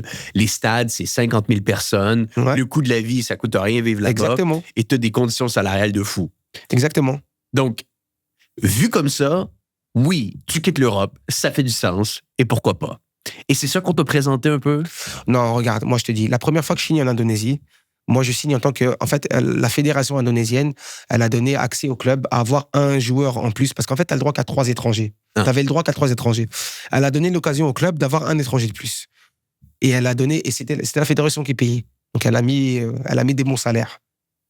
Michael Essien est signé dans un club. Momo Sissoko sur le pod, ouais. signe dans un autre club. Peter Odemwingie signe dans un autre club. Et moi, j'ai la chance qu'un club, il voit ma carrière, etc. Il a besoin de ce poste-là. Ils ont eux le veut. Donc, moi, je signe, mais en tant que ça s'appelle le marquee player. C'est comme en Inde. Je ne sais pas si tu te rappelles, en Inde, ils avaient fait ça. C'est des joueurs pour médiatiser le championnat indonésien. Donc, j'arrive dans des bonnes conditions favorables quand même la première année. J'arrive, on me met super à l'aise. J'arrive, je trouve des journalistes à l'aéroport, je trouve des trucs, machin. Donc, voilà. Donc, je retrouve un peu ce truc qui fait que tu te sens important dans un truc, tu vois. Et franchement, j'arrive dans un truc, comme je t'ai dit, 30 000 chaque match, tous les déplacements on fait en avion, tu pars avec ta famille là-bas, parce que moi, quand je suis arrivé en Indonésie, je me suis marié, donc après, je pars en Tunisie pour me marier, je fais une semaine, je ramène ma femme avec moi en Indonésie, et elle vit avec moi là-bas, et chaque match, même parce que des fois, on joue à des 6 heures de vol, bah, tu ramènes ta femme avec toi, ta famille, c'est le club qui prend en charge. Elle dort avec toi à l'hôtel avant le match, truc, là. Donc, franchement, comme je t'ai dit, j'étais dans des bonnes conditions là-bas. Et chaque match, ils te donnent ton maillot. C'est des trucs que j'avais pas connus depuis longtemps, ça. Chaque match, tu as ton maillot. Tu fais des ils ont une culture là-bas, c'est leur culture. Et le foot là-bas aussi, franchement, il est super, je vais pas dire développé, mais franchement, j'étais super surpris. Et c'est un point, je pense, que beaucoup de gens qui écoutent le podcast vont peut-être apprendre à comprendre, c'est que il n'y a pas, dans le foot, seulement 7 pays en Europe. Il y a du foot partout. Et il y a des expériences incroyables. Bien sûr. Partout. Bien sûr. Et je pense que c'est ce qu'on disait un petit peu avant, c'est que d'avoir joué en Europe, ça devient ton passeport pour jouer partout sur la planète. Exactement. Non, l'Europe, c'est la base. Parce que l'Europe, quand même, ça t'apprend, excuse-moi, l'Europe, ça t'apprend quand même les ABC du football, quand même. On va pas se mentir. Ouais. On va pas se mentir. Si tu fais une top carrière en Europe, tu vas rester en Europe. Vers la fin de ta carrière, comme tout le monde fait, voilà, ils se disent, allez, on va un peu moins mettre un peu moins d'intensité, on va aller en Asie, aux pays du Golfe, et quoique maintenant même les pays du Golfe, l'Arabie Saoudite, ils mettent une intensité comme l'Europe, mais voilà, quand tu vois que ça stagne un peu, etc. en Europe, moi je trouve qu'il faut aller à l'étranger, quoi, vite. Et comment que ces expériences se présentent à toi? Parce que là, je regardais le nombre de pays dans lesquels tu as joué, c'est assez ahurissant. Donc, ton modus operandi ressemble à quoi? Tu fais une saison, puis par la suite, tu demandes à ton agent, est-ce qu'il y a une autre expérience? Oui, non, je te dis la vérité. Moi, après que j'ai quitté l'Europe, j'étais mon propre agent. Ça y est. Ça y est, ça y est, hein, surtout maintenant en 2025, c'est fini. T'as vu les mecs qui te contactent En DM. En DM, ils te contactent, ils te cherchent sur Facebook, ils demandent un numéro à un mec qu'ils ont connu en commun. C'est pas comme à l'époque. Hein. À l'époque, ils venaient te scouter, ils avaient pas de... Là, maintenant, même sur Y-Scout, les mecs, ils arrivent à regarder tes matchs que tu as joués, même dans le fin fond d'un pays en Afrique, ils arrivent à trouver tes matchs. Donc ça y est. Les mecs, ils t'appellent direct. Donc, mais parle-moi un petit peu de ça. Donc, tu joues ta saison, puis est-ce qu'à la fin de chaque année, tu as déjà en tête à ta prochaine aventure? Ça dépend. Ça dépend, en fait. Quand moi, j'étais en Indonésie, j'avais déjà mes amis qui étaient au club africain qui m'avaient appelé. Donc, ça s'est fait comme ça. Il y a eu des périodes où j'étais sans club. Voilà, je veux dire, à la fin, quand tu dépasses les 30 ans, automatiquement, les clubs, t'as plus les mêmes demandes qu'avant. Donc, voilà, 31, 32, je sais qu'ils recherchent à ce poste-là. J'appelle un ami à moi, très truc, machin, donc il place ton nom là-bas, quoi. C'est comme ça. Et bon, tranquillement, il y a les expériences qui s'enchaînent. Parle-moi un petit peu de la sélection tunisienne. Bien entendu, jouer pour des clubs, comme tu l'as mentionné, ça peut être une expérience formidable. Mais j'imagine que représenter ton pays... Ouais, bien sûr. Moi, j'ai commencé en équipe de France. Quand j'étais à l'Inter de Milan, j'ai fait l'équipe de France avec la génération 87. C'était une top génération. J'ai vu que... pas que j'ai pas ma place, mais qu'ils avaient déjà leurs joueurs, leurs talents, ils étaient champions d'Europe juste avant. Ouais. Je veux dire, les Nasri, Ben Arfa, Benzema, Menez. Je venais d'arriver, moi, Matuidi. Donc, à ce moment-là, l'équipe de Tunisie m'appelle, ils se disent, ah oui, on a un Tunisien qui est en équipe de France, truc, machin, autant mieux l'appeler. Donc, moi, j'avais même pas encore un match professionnel qui me mette dans la liste de 30 pour la Coupe du Monde, déjà. Tu vois? Donc, à ce moment-là, quand je commence à jouer au Slavia Prague, ils m'appellent directement à l'équipe de Tunisie. Même pas, excuse-moi, je suis désolé. Hein. J'avais même pas encore joué. Que je fais ma première sélection, c'était un match contre le Mali à Narbonne. Mais j'avais 17 ans et j'avais même pas encore un seul match professionnel. Qu'on m'appelle en sélection et que je joue en sélection. Donc le choix, il était vite fait, quoi. Et tes meilleurs souvenirs avec la Tunisie? Au Stade de France, sincèrement. Ouais, Tunisie-France. Parce que c'est voilà. Ouais. Vécu en France, voilà, exactement. C'est mes deux pays, hein, donc toute ma famille est là, tous les mecs de mon quartier sont là. Voilà, tu joues contre Thierry, Henry, truc, machin. C'est vraiment, je vais pas dire une consécration, mais si les mecs, vu que moi, voilà, le Slavia Prague, c'est pas non plus même s'il y a la Champions League, etc., c'est pas un championnat super médiatisé. Donc, quand tu te retrouves à jouer contre l'équipe de France au Stade de France et que toute ta famille, même ma propre mère, je crois, elle est jamais venue me voir un match. Mais elle peut pas le rater. Mais voilà. Mais celui-là, en tout cas, elle a vu son fils au Stade de France contre l'équipe de France, quoi. Ça lui suffit, quoi. C'est terminé. Ouais, voilà. Elle sait que son fils, il a réussi, quoi, tu vois. Donc pour moi, c'est le meilleur souvenir. Et aussi Côte d'Ivoire, parce que voilà, comme je t'ai dit, je reviens d'un accident et puis on joue, je me rappelle, Kolo Touré, Drogba, Keita, et je me retrouve, moi, j'ai pas joué depuis 9 mois, contre des mecs qui jouent à Chelsea, l'autre il joue à Arsenal, l'autre truc machin, coup franc, passe décisive, donc c'est vraiment un coup du destin, quoi, ce qui fait que c'était un des meilleurs souvenirs, quoi. Et quand tu as tranquillement pris la décision que ça allait être la fin de ta carrière, qu'est-ce qui a poussé cette décision-là de ton côté? Est-ce que ça a été un pépin physique? Est-ce que c'est simplement qu'il n'y avait plus les opportunités? Ouais, non, il n'y avait plus les opportunités non plus. Donc on ne peut plus voyager, là. Ouais, exactement. Voilà. Sinon, sincèrement, comme je t'ai dit, moi, le foot, c'est une passion. Ouais. Et puis moi, je vois quand je joue. Hein. Tu sais, l'année dernière, j'étais en N2, j'ai fait plus de 25 matchs. Donc, moi, je pense que je peux encore jouer. Mais après, la réalité de tous ces clubs-là, c'est que ces clubs-là, ils misent sur la jeunesse. Ouais. C'est de bonne guerre, hein, c'est comme ça. Moi, quand j'étais jeune, j'avais plus d'opportunités que les vieux. Et puis maintenant que je commence à devenir un peu plus vieux, j'ai moins d'opportunités, c'est comme ça. Mais ça reste que c'est une carrière exceptionnelle. Ouais, franchement, sincèrement. Atypique. Atypique. Très atypique, je veux dire. Mais exceptionnel dans l'idée où est-ce que tu dis que tu as voyagé dans je ne sais pas combien de pays. J'ai regardé juste avant le podcast. Je me suis dit, waouh. Ouais.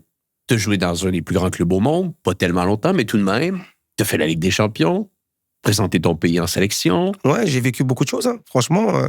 Voyager. C'est franchement la vraie richesse C'est ça, comme je t'ai dit. La vraie richesse, c'est ça, c'est que demain, moi j'ai voyagé, je suis parti, j'ai vécu au Kyrgyzstan. J'ai même joué à Erbil. Erbil, c'est en Irak. Oui, j'ai vu ça. C'est en Irak. Et regarde, là, il y a Sofiane Figouli, là, qui vient de signer en Irak, et Ben Yedder. Ouais. J'ai joué là-bas, moi. J'étais là-bas. C'est-à-dire que quand eux, ils signent là-bas, que les gens disent « Ah ouais, non. » Mais moi, je connais. Donc, je nomme les pays. Et corrige-moi si j'en manque un. Bon, tous ceux qu'on a mentionnés plus tôt, mais tu as joué également, comme on le mentionnait, Indonésie, tu as joué en Bulgarie, tu as joué en Grèce, tu as joué à Bahreïn. Bahreïn, exactement. Tu as joué en Irak. Ouais. Tu as joué au Kyrgyzstan. Kyrgyzstan, ouais. En fait, on faisait l'équivalent de la coupe d'Asie, en fait. La Coupe d'Asie. Voilà. Donc, je suis allé pour ça, en fait, 2 mois et demi. Il y avait le championnat, mais la Coupe d'Asie, en fait, elle se passait sur comme un tournoi. Ouais. Donc, je suis allé pour ça. Mais j'ai vécu là-bas, quoi, ouais. Donc, on regarde le nombre de pays dans lesquels tu as joué. Je veux dire, ça pourrait représenter 3 ou 4 carrières simplement en nombre de clubs. Là. Bah, franchement, je te dis la vérité, hein, sincèrement. Peut-être les gens, ils vont te dire oui, la stabilité, truc, machin. Moi, franchement, c'est une vraie richesse. Mais si tu vis bien avec ça, si tu es capable, parce que c'est pas donné à tous de pouvoir s'intégrer rapidement dans un club, s'intégrer dans un pays, s'intégrer dans une culture et se sentir bien jouer. Mais si toi, écoute, t'es comme un poisson dans l'eau quand tu fais ça. Je suis comme un poisson dans l'eau. Tu t'entraînes le matin, tu fais des activités, tu découvres la vie. Comme un poisson dans l'eau. Je te dis la vérité. Moi, ils m'ont mis les tickets avec de Globetrotter. Moi, ça m'allait bien. Hein. Moi, alors là, franchement, je payé pour voyager et taper dans le ballon. Je suis payé. Je suis bien. Dans certains cas, j'étais quand même très bien payé. Comme je t'ai dit, je vois des pays. Regarde, quand j'ai joué en Indonésie, je me suis marié. Tous les 2 week-ends, j'étais à Bali. Bah oui, parce qu'on a 2 jours de libre. Bali, ça a 1h30 de vol. Mais les vols, ils coûtent 40-50 euros. Mais tous les week-ends, je suis à Bali avec ma femme. Sincèrement, pour de vrai. Tu vois. Donc, comme je t'ai dit, franchement, j'ai vécu des magnifiques expériences, sincèrement. Et puis même les langues, tu vois. Grâce à ça, je parle anglais, je parle italien, je parle l'arabe, le portugais, tu vois. Donc, c'est pour te dire que ça m'a ouvert des perspectives et ça m'a donné des richesses que je pouvais pas, qu'un mec qui va te dire, je fais 10 ans, oui, il va faire une belle carrière, hein, je te dis pas le contraire, mais il va faire 10 ans, je te dis une bêtise, au RC Lens, mais peut-être il aurait pas vécu ce que moi j'ai dans mon cerveau, quoi. Ouais. Donc, je te pose une question aujourd'hui. On enregistre le podcast à Paris. Pour quelle raison? Pour quelle raison t'es encore à Paris? Bah, je suis en train de passer mon UFA et j'habite à Paris, ouais, parce que je joue encore. Hein. Je joue encore en Régional 1, en R1. Ah, OK. Ouais. Et franchement, c'est un bon niveau. Tu vois, ouais, à l'US Saint-Denis. Franchement, c'est un bon niveau. Et en même temps, je coach et en même temps, je passe mon UFA. Mais t'as pas envie de voyager en ce moment? Franchement, si. Ouais, franchement, si. Moi, j'ai envie de voyager. Ah, c'est ce que je me disais, là. Parce mais en fait, même pas pour les vacances. Parce que je peux partir en vacances réellement, mais c'est même pas pour les vacances. Moi, j'aime bien le voyage. Tu vois vraiment ce qui se passe dans le pays. Tu vois? Genre, c'est pour ça que je suis en train de passer mon UFA. Parce que j'ai envie de coacher et j'ai envie de revoyager encore. Sincèrement, je te dis ça, je te dis honnêtement. Ouais. Ben, c'est ce que je me disais. Je me dis, bon, t'es revenu à Paris, t'as fait Indonésie, Grèce et tous les pays qu'on a mentionnés. Je me dis, bon, pourquoi il est pas ailleurs, lui? Hein? Donc, bon, j'ai des petites questions pour toi. Si t'avais à revoir ta carrière professionnelle de fond en comble, dis-moi 1 ou 2 décisions que tu ferais différemment. 1 ou 2 décisions? Que tu ferais différemment. Je retournerai à l'Inter de Milan après mon prêt au Slavia Prague. Ouais, on l'a mentionné, ouais. Ouais, je pense que ouais. Et décision, on va dire. Décision, ça se passe quand je suis au Slavia Prague aussi. Hein. J'avais plusieurs opportunités de partir. J'ai refusé certains trucs, etc. Quel? À ce moment-là, je pouvais pas, comme je t'ai dit, je pouvais partir à Malaga. J'ai mon président qui me réveille à 7h du matin. Il me dit, écoute, j'ai une offre de Malaga. Et pourquoi ça s'est pas fait? Ça s'est pas fait parce que j'étais pas aussi boosté par le truc, mais à ce moment-là, j'aurais dû aller, quoi. Parce que, comme je t'ai dit, j'étais tellement à l'aise, en fait, dans mon club. Voilà, je veux pas te faire de dessin. J'étais une star dans la ville. J'avais la cote avec tout le monde, tu vois. Ouais. Tu vois, donc j'étais tellement à l'aise qu'en fait, j'étais pas T'étais trop à l'aise. J'étais pas boosté par le truc de je vais partir. Alors qu'à ce moment-là, je dois partir. Tu vois? Genre 6-7 jours après, je vois que Célim Benachour signe à ma place, quoi. Je sais pas si tu connais Célim Benachour, il joue le même poste que moi, il est en sélection. Il signe à ma place, à ce moment-là.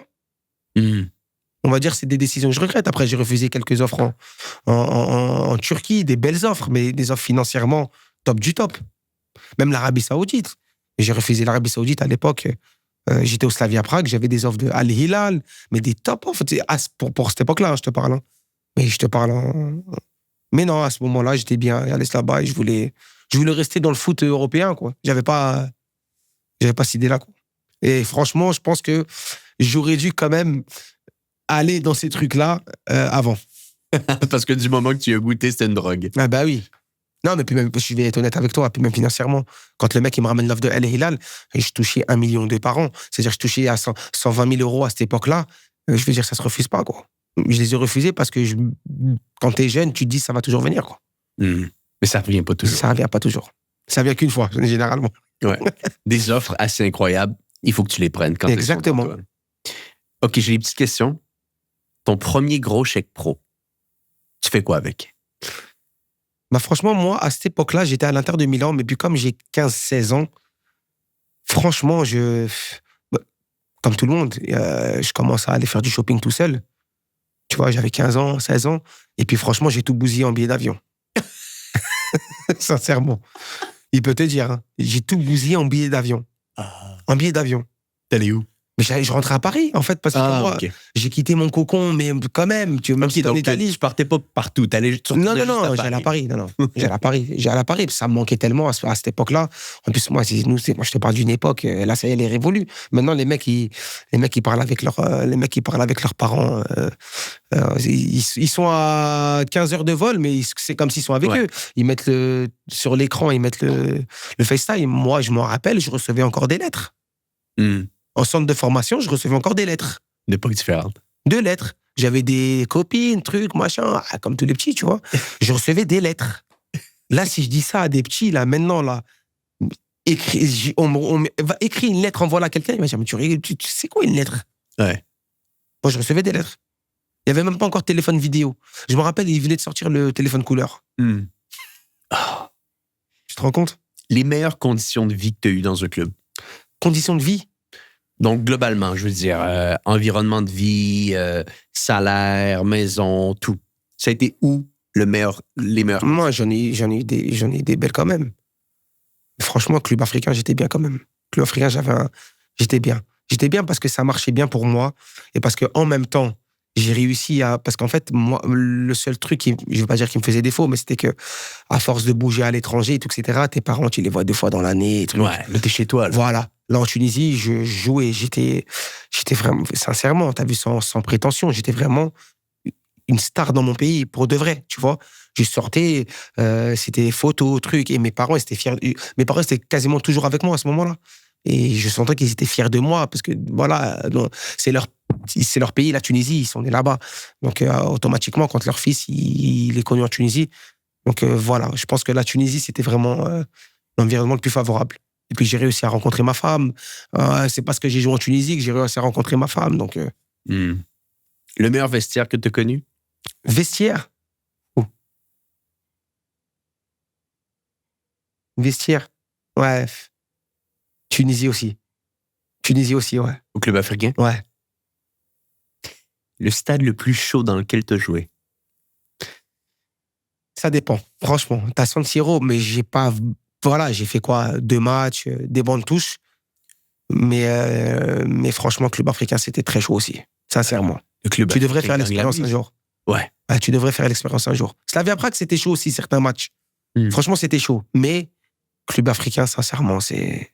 Non, mais je pense que c'est ça qui est important de comprendre pour les gens qui nous écoutent, c'est que le foot a une importance incroyable dans tellement de pays. Et on parlait de l'Indonésie, mais il y avait Kevin Fortuné qui est venu sur le podcast. Il a joué en Irak. Il m'a dit, j'ai jamais vu un truc comme ça. Alors, tu sais que quand tu parles de l'Irak, Antoine, quand je te dis Irak, c'est quoi que tu as dans ta tête? Guerre, gilet pare-balles, immeubles cassés. Mais si je te ramène en Irak, moi où j'étais, tu vas flipper. Tu vas dire, mais ils nous mentent.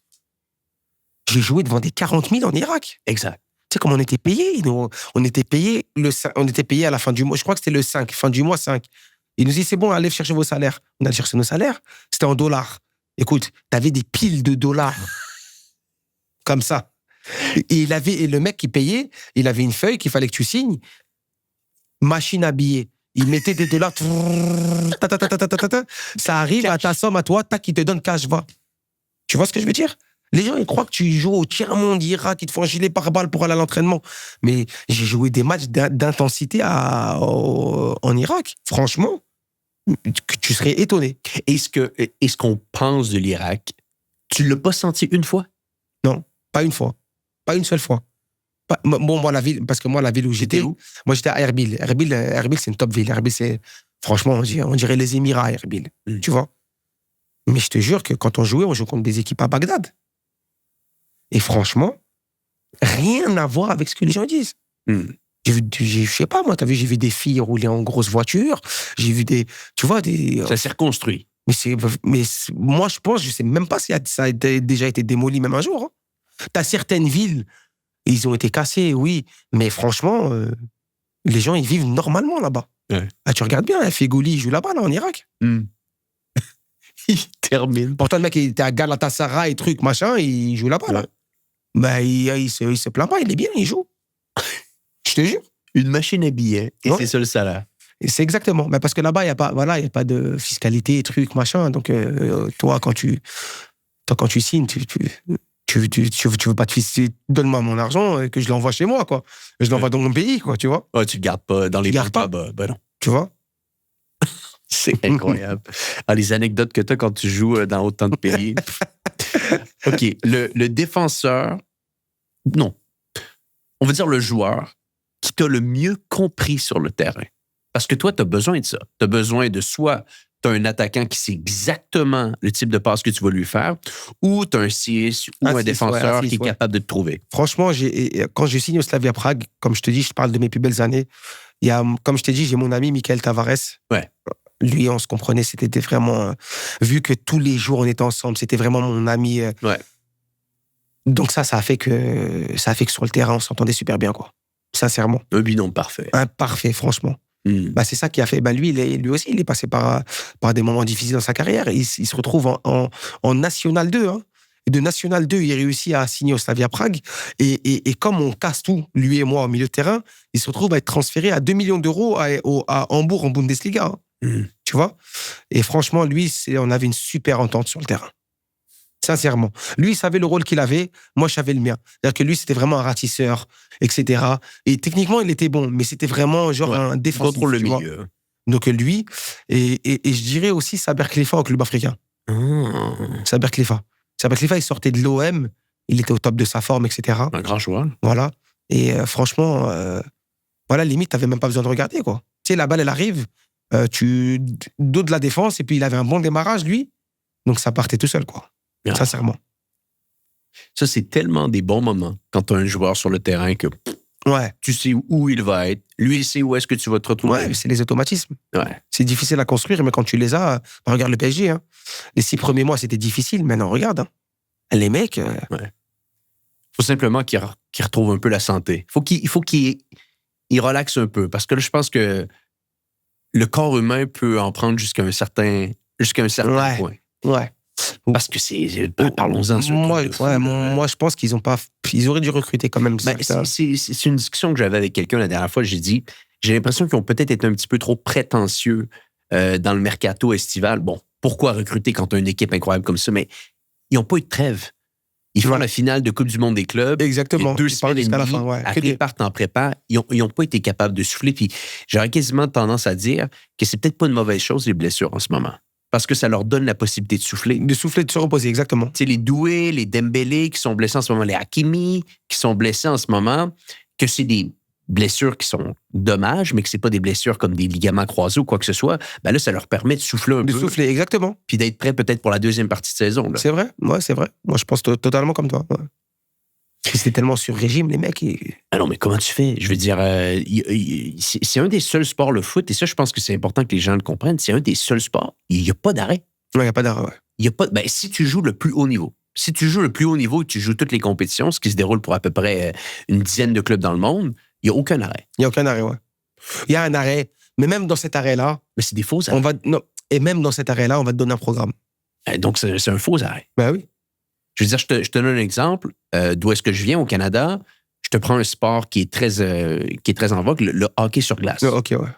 La saison commence le début octobre. Et si tu ne te qualifies pas pour ce qu'on appelle les playoffs, tu termines le 10 avril. Donc, entre le 10 avril et le 1er octobre... T'es en vacances. Ben oui, c'est 6 mois. Non, le football américain, la saison, c'est 5 mois. Non, mais c'est du jamais vu. Au football, c'est du jamais vu. T'as une saison, elle termine en quoi? En fin mai, juin. Tu reprends la préparation en début juillet. Même pas. Fin juin pour certains clubs. Ouais. T'as 3 semaines de vacances. Puis des fois, t'as des Coupes du Monde, t'as des Coupes d'Afrique. Ah oui, ça, j'en parle même pas. Ça c'est... Je te parle, voilà, pour la majorité des gens, t'es pas international, truc, machin. T'as 3 semaines de vacances. 3 semaines de vacances. Et pendant les 3 semaines, ils te disent, une semaine, tu fais rien. Ouais. Et pendant les 2 autres semaines, tu reprends progressivement footing, renforcement, truc. Donc, t'es jamais réellement en vacances. Tu vois? Mais je vais te dire la vérité, excuse-moi, hein, je vais te dire la vérité. Hein. Le sport en lui-même, c'est des vacances aussi. C'est une passion à ce moment-là. Effectivement. Donc, on va pas se plaindre. Il faut pas se plaindre, sauf que le corps peut pas encaisser. Parce que à un certain point, c'est simplement c'est mécanique. Le corps ne peut pas encaisser tout ce que tu vas lui donner comme ça. Ouais. Et c'est ce qui crée ultimement des blessures. Donc, c'est simplement contre-productif parce que la carrière, au final, va être plus courte. Exactement, ouais. Donc, oui, c'est un plaisir, mais si le joueur, à un moment donné, ne peut plus encaisser mécaniquement ce qui se déroule. Mais pour moi, ils ont pas fait, ça n'a pas été intelligent de la part du PSG. Parce que des mecs comme Hakimi, les mecs qui tournent à 60 matchs par saison, prend une doublure. Quand tu joues contre Brest, vas-y, fais souffler. Tu vois, Champions League, contre, je sais pas, fais souffler. Quand t'as de l'avance, truc, machin, fais souffler. Quand tu gagnes 2-3-0 à la 60e, sors-le. Dembélé, truc, machin. C'est des mecs, tu sais, qui sont décisifs. Mais mêlés dans des moments importants, quoi. Tu les veux en deuxième partie de saison. Voilà. À leur top. J'aurais tendance à croire que l'avantage un peu du PSG ici, et c'est rien contre le championnat français, mais c'est un championnat qui va être plus facile à gérer que s'il joue en première ligue. Donc, si demain matin, tu es dans la situation du PSG et que tu as 2 semaines et demie de vacances et que tu reprends et que tu joues la première ligue, ben là, tu as besoin de ton équipe type 1 à tous les week-ends. Là, le PSG, des fois, bon, tu regardes un peu cette année, le 11 qu'ils mettent le week-end, c'est pas le 11 qui joue l'Inter de Milan en finale. Là. Exactement. Et ça, c'est l'avantage qu'ils ont. Et tu vois, ils sont encore premiers. Là. Même si c'est pas une différence autant importante que les années auparavant. Mais il y a quand même si tu peux mettre le 11 que tu mets pas en Champions League, je peux te dire que si tu enlèves Vitinha du jeu, si tu enlèves Vitinha du cœur du jeu, déjà, tu n'as plus le PSG. Depuis le PSG. Donc déjà, ce mec-là, déjà, si tu l'enlèves déjà, tous les autres mecs autour, ils vont même pas réussir. C'est pas lui qui aurait dû gagner le Ballon d'Or. Dembélé est fort. Dembélé est incroyable sur la saison qu'il a fait. Mais si on analyse bien... Dembélé s'est réveillé après 6 mois, ouais. Il s'est réveillé après 6 mois, il est décisif, il fait des matchs exceptionnels. Mais si on regarde bien le PSG, et je me rappelle d'un match il y a 1 mois de ça, donc on enregistre le podcast aujourd'hui, on est milieu novembre 2025, donc il jouait contre Barcelone. Vitinha au milieu de terrain. Tout le monde disait qu'au début du match, ça allait être De Jong, Pedri. Finalement. Vitinha, moi, sincèrement, je l'aurais donné à Mendes. Hein? Je te dis la vérité. Parce que Vitinha, il n'est pas assez décisif en sélection. Alors que Mendes, il marque en la coupe, là. Comment ça s'appelle? La Coupe des Nations. Coupe des Nations, Ligue des Nations. Ouais. Et Mendes, il est décisif dans tous les matchs. Mais tu n'as pas l'impression qu'il est excessivement important et puissant s'il est numéro 2 dans l'échiquier. Donc, dans le sens qu'au milieu, tu as souvent on pourrait dire un peu un joueur pivot numéro 1, et là, après, tu as besoin d'un excellent numéro 2. Et j'ai l'impression que c'est là qu'il se met en place ici. Qui, Mendes? Ouais. Au numéro 2? Pardonne-moi, tu parlais de Nuno Mendes. Excuse-moi, je me suis trompé. OK, Nuno Mendes, arrière-gauche. Arrière-gauche, oui. Ouais. Tu crois que je parlais de qui? De Ramos? Oui, je me suis trompé avec l'autre milieu de terrain qui jouait. Est-ce que c'est Neves? C'est Neves. Neves! Je me suis trompé. Non. Mais si je reviens avec Nuno Mendes... Moi, je te parle de Nuno Mendes. OK, joueur exceptionnel. Je l'aurais donné à lui. C'est le meilleur arrière-gauche au monde en ce moment. Mais je l'aurais donné à lui. Ouais. Il est décisif avec le PSG. C'est lui qui marque, effectivement, en Ligue des Nations. En Ligue des Nations contre l'Espagne, en finale. Ouais, un joueur Et exceptionnel. il a marqué même je crois qu'en Champions League, il a marqué Trop fort. tous les matchs, passe décisive, il marque. Ouais. Il a mis Mohamed Salah dans sa poche, il a mis tout le monde dans sa poche. Trop fort. Donc je pense, même Yamal, je crois, il l'a mis dans sa poche. Il a mis tout le monde dans sa poche. Ouais, tout le monde dans sa poche. Donc moi, je pense que lui, sincèrement, je l'aurais mis dans l'équation, en tout cas. Ah, je pensais que tu parlais de Joe Neves, pardonne-moi. Non, joueur incroyable, Mendes. Je reviens, question pour toi. Le coach qui t'a fait le plus progresser. Tu m'as parlé de Roger Lemaire, mais tu m'as parlé de l'aspect humain. Est-ce qu'il y a un coach qui, d'un autre côté, t'a vraiment fait progresser tactiquement? Roger Lemaire, il pouvait pas me faire progresser parce que Roger Lemaire, je le voyais quoi, 2 fois par an. Voilà, c'est pas ton coach que tu as au quotidien, quoi. Donc, moi, je pense que mon coach du Slavia Prague, pour le coup. Encore? Ouais. Okay. Parce que réellement, c'est le coach qui te fait jouer, qui te fait progresser. Il n'y a pas de secret, en fait. Dans le foot, certes, tu as des ajustements, etc. Mais il faut que le coach il te dise, allez, vas-y, tu vois. T'as pas le choix. Il peut te corriger pendant 8 mois, mais s'il te fait pas jouer, tu peux pas t'exprimer, quoi. Ah, ça le fait pas. Dis-moi, tu m'as dit que tu étais croyant. Est-ce qu'il y a un rituel de match que tu gardais toujours avant les matchs, prier ou quoi, non? Non, pas de rituel. Pas de rituel. Aucune routine d'avant-match. Franchement, il n'y a pas une musique que tu écoutes toujours. Ouais, tu mets tes écouteurs, tu essaies d'écouter un peu de musique, mais franchement, tranquille. Franchement, tranquille. Franchement, tranquille. Pas de rituel, non. Parce que je suis croyant, j'ai pas de rituel. Intéressant. Ben, bien sûr. Parce que j'ai posé la question récemment à un joueur qui est venu sur le podcast. Je dis, bon, tu as une routine avant le match? Il m'a dit, je prie. Je dis, c'est la première fois que j'entends celle-là, puis j'ai bien aimé. Mais il prie, il est musulman? Est-ce qu'il est musulman ou catholique? Je me rappelle plus. Je pense qu'il est catholique. Catholique, ouais. Il est prêt avant les matchs. Mais bon, j'ai trouvé ça intéressant. Je me disais, peut-être que tu fais la même chose. Non, pas de rituel. Parce que nous, tu sais, dans ma religion, tu as vu, je vais pas dire que la chance, ça n'existe pas, mais on va dire que c'est de la superstition. Et dans ma religion, ça n'existe pas, la superstition. Tu vois ce qui t'est destiné. OK. Tu as ce qui t'est destiné. Les choses sont faites ainsi. Exactement. Il faut que tu l'acceptes. Tu as ce qui t'est destiné. Pour moi, c'est ça. C'est la vraie vérité. Tu as ce qui t'est destiné. C'est pour ça que les gens, ils me disent j'ai pas de regrets plus que ça, quoi.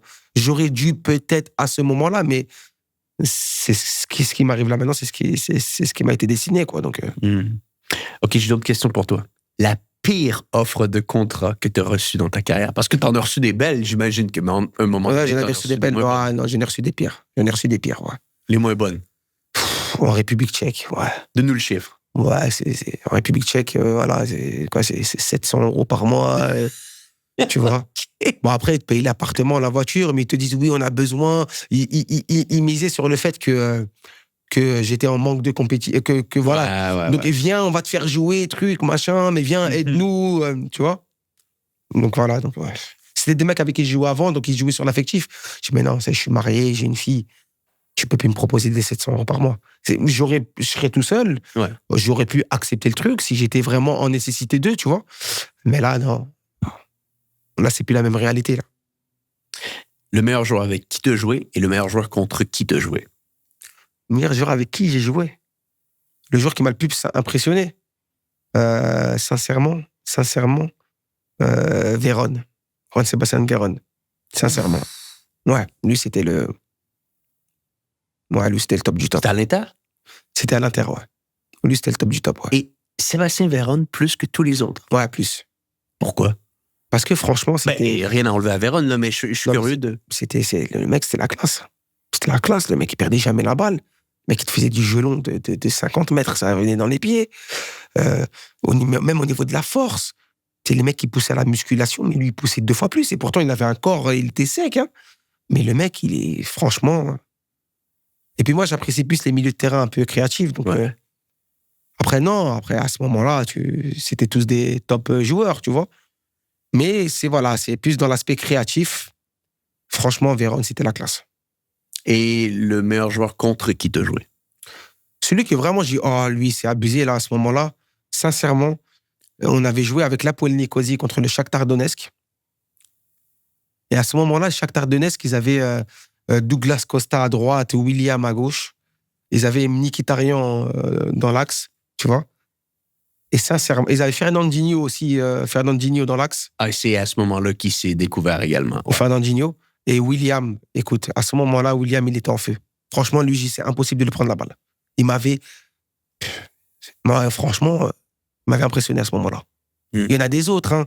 Là, je te dis un souvenir qui me vient comme ça. Mais lui, c'est vraiment un truc que je me souviens. Pour William, à ce moment-là, c'était trop fort. C'est pour ça que le mec, après, il est parti à Chelsea. Ah ouais, une belle carrière encore en première ligue. Ah oui. Non, c'est... Et quand tu joues en première ligue, tu as tel haut niveau. Bah oui. C'est ici. Le plus haut niveau. Une chose que les fans n'imaginent pas sur la vie dans les championnats exotiques. Une chose. Parce que j'ai l'impression qu'on manque de clarté sur ça. C'est-à-dire que on voit les gros salaires offerts, mais après, est-ce que de la substance derrière? Est-ce que c'est sérieux? Est-ce que... Ouais, mais en fait, les gens, ils voient le folklore, mais ils voient pas la vie de tous les jours. Non. Tu vois? Tu sais, quand des mecs qui partent jouer en Chine et qui sont en famille, demain, il faut que leurs enfants, ils les inscrivent dans des écoles là-bas. Ouais. Il suffit que tu n'habites pas dans les capitales, t'as pas d'école française, t'as pas d'école anglaise. Comment tu gères ça, quoi? Donc ça, c'est... En fait ils voient le folklore, l'argent, etc., c'est bien. Mais ils voient pas parce que l'entraînement, c'est quoi? C'est 2 heures par jour. Mais tout le reste, tu fais quoi? Et tu fais quoi? Ouais, et là, le vrai problème. Quand tu es en famille, oui, mais quand tu es seul, tu es obligé de t'occuper autrement. Et qu'est-ce qu'un joueur de foot fait dans sa vie? Bah franchement, quasiment rien, hein, à part s'entraîner. Hein. Je veux dire la vérité. Hein. Voilà, t'as des joueurs, voilà, ils ont des hobbies, ils jouent au golf, truc, machin, mais un joueur, il s'entraîne 2 heures le matin, et puis après, voilà, il reste chez lui, quoi. Tranquille. Surtout quand tu vas dans des pays comme ça, où tu connais rien, où tu parles pas, tu vois, qu'est-ce que tu vas faire? C'est-à-dire que les gens, ils s'imaginent pas la vie de tous les jours. Elle est compliquée, hein. Mais en même temps, c'est une vie rêvée, un peu. Non, quand je te dis compliqué, dans le sens où faut t'adapter. Moi, je te dis, moi, je m'adapte, moi, j'ai pas de problème. Mais il y a des gens, ils s'adaptent pas. C'est pour ça que tu as des gens, ils partent à l'étranger, ils craquent, ils reviennent au bout de 6 mois. Ouais, ils sont plus capables. Bah oui. Là, il se passe quoi pour la suite, toi? Là, tu me disais que tu fais tes diplômes. UFA. Non, UFA A. Et par la suite, ce sera peut-être UFA Pro que tu feras. Coach, directeur sportif. Ouais, en fait, quand tu joues au foot, tu vois, je vais te dire la vérité. Pour moi, un mec qui a réussi sa carrière, tu vois, c'est un mec qui arrive du foot. C'est un mec qui arrive à vivre du foot quand il a fini sa carrière. Parce qu'on va pas se mentir, t'as vu, oui, c'est bien, c'est une passion, mais c'est aussi un gagne-pain. Je veux dire, tu vois. Donc, un mec qui arrive durant sa carrière, il arrive à faire quelques investissements, quelques trucs. Est-ce qu'on arrive à la fin d'une carrière de joueur de foot, disons comme la tienne, à avoir mis assez d'argent de côté pour être tranquille? Bah, en fait, ça dépend des investissements que tu as fait. Je veux dire, si tu regardes, tu as des joueurs, je ne vais pas te citer. Là, il devient ruiné. Eboué, regarde Eboué, le mec est Arsenal, et pourtant Eboué, il touchait 10 fois ce que moi j'ai touché dans ma vie, tu vois. Quand le mec il te dit, j'ai pas pour manger, je suis désolé. C'est qu'il y a eu un problème quelque part. Ouais. Mal entouré, pas calculé. Puis... Voilà. Il y en a plein, tu vois. Il y en a plein des joueurs qui ont été ruinés. Mais comment? Quand tu touches 100 000 euros par mois, c'est que c'est des mecs qui n'arrivent pas à mettre ça dans toute une vie de travail, et toi, tu prends ça en 1 mois et tu arrives à être ruiné à la fin de ta carrière. Tu vois, c'est parce que les mecs, ils ont mal géré. Et comment qu'on arrive à bien gérer? On s'entoure? C'est pas on s'entoure. En fait, voilà, c'est pas on s'entoure, c'est mathématique, en fait. Tu touches 100, t'as 60 qui vont dans des investissements, ok?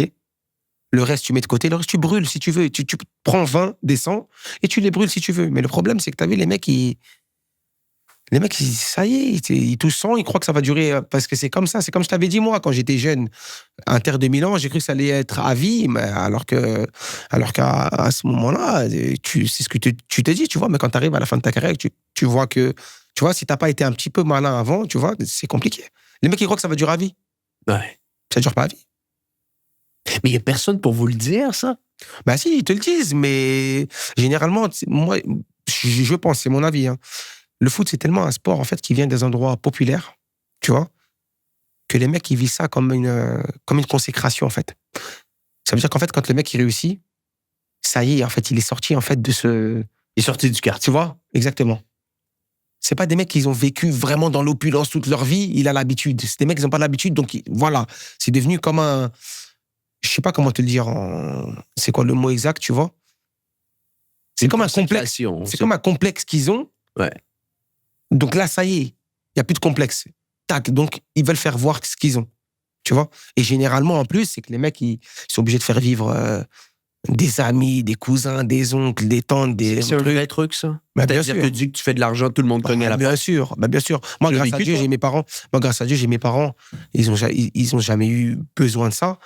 Mais je peux te dire, j'ai des mecs qui étaient à côté de moi tous les mois et même pas tous les mois, hein, toutes les une semaine, leur père, leur mère, allô, leur oncle, leur cousin, allô, vas-y, envoie-moi. Donc le mec, il était, tu vois.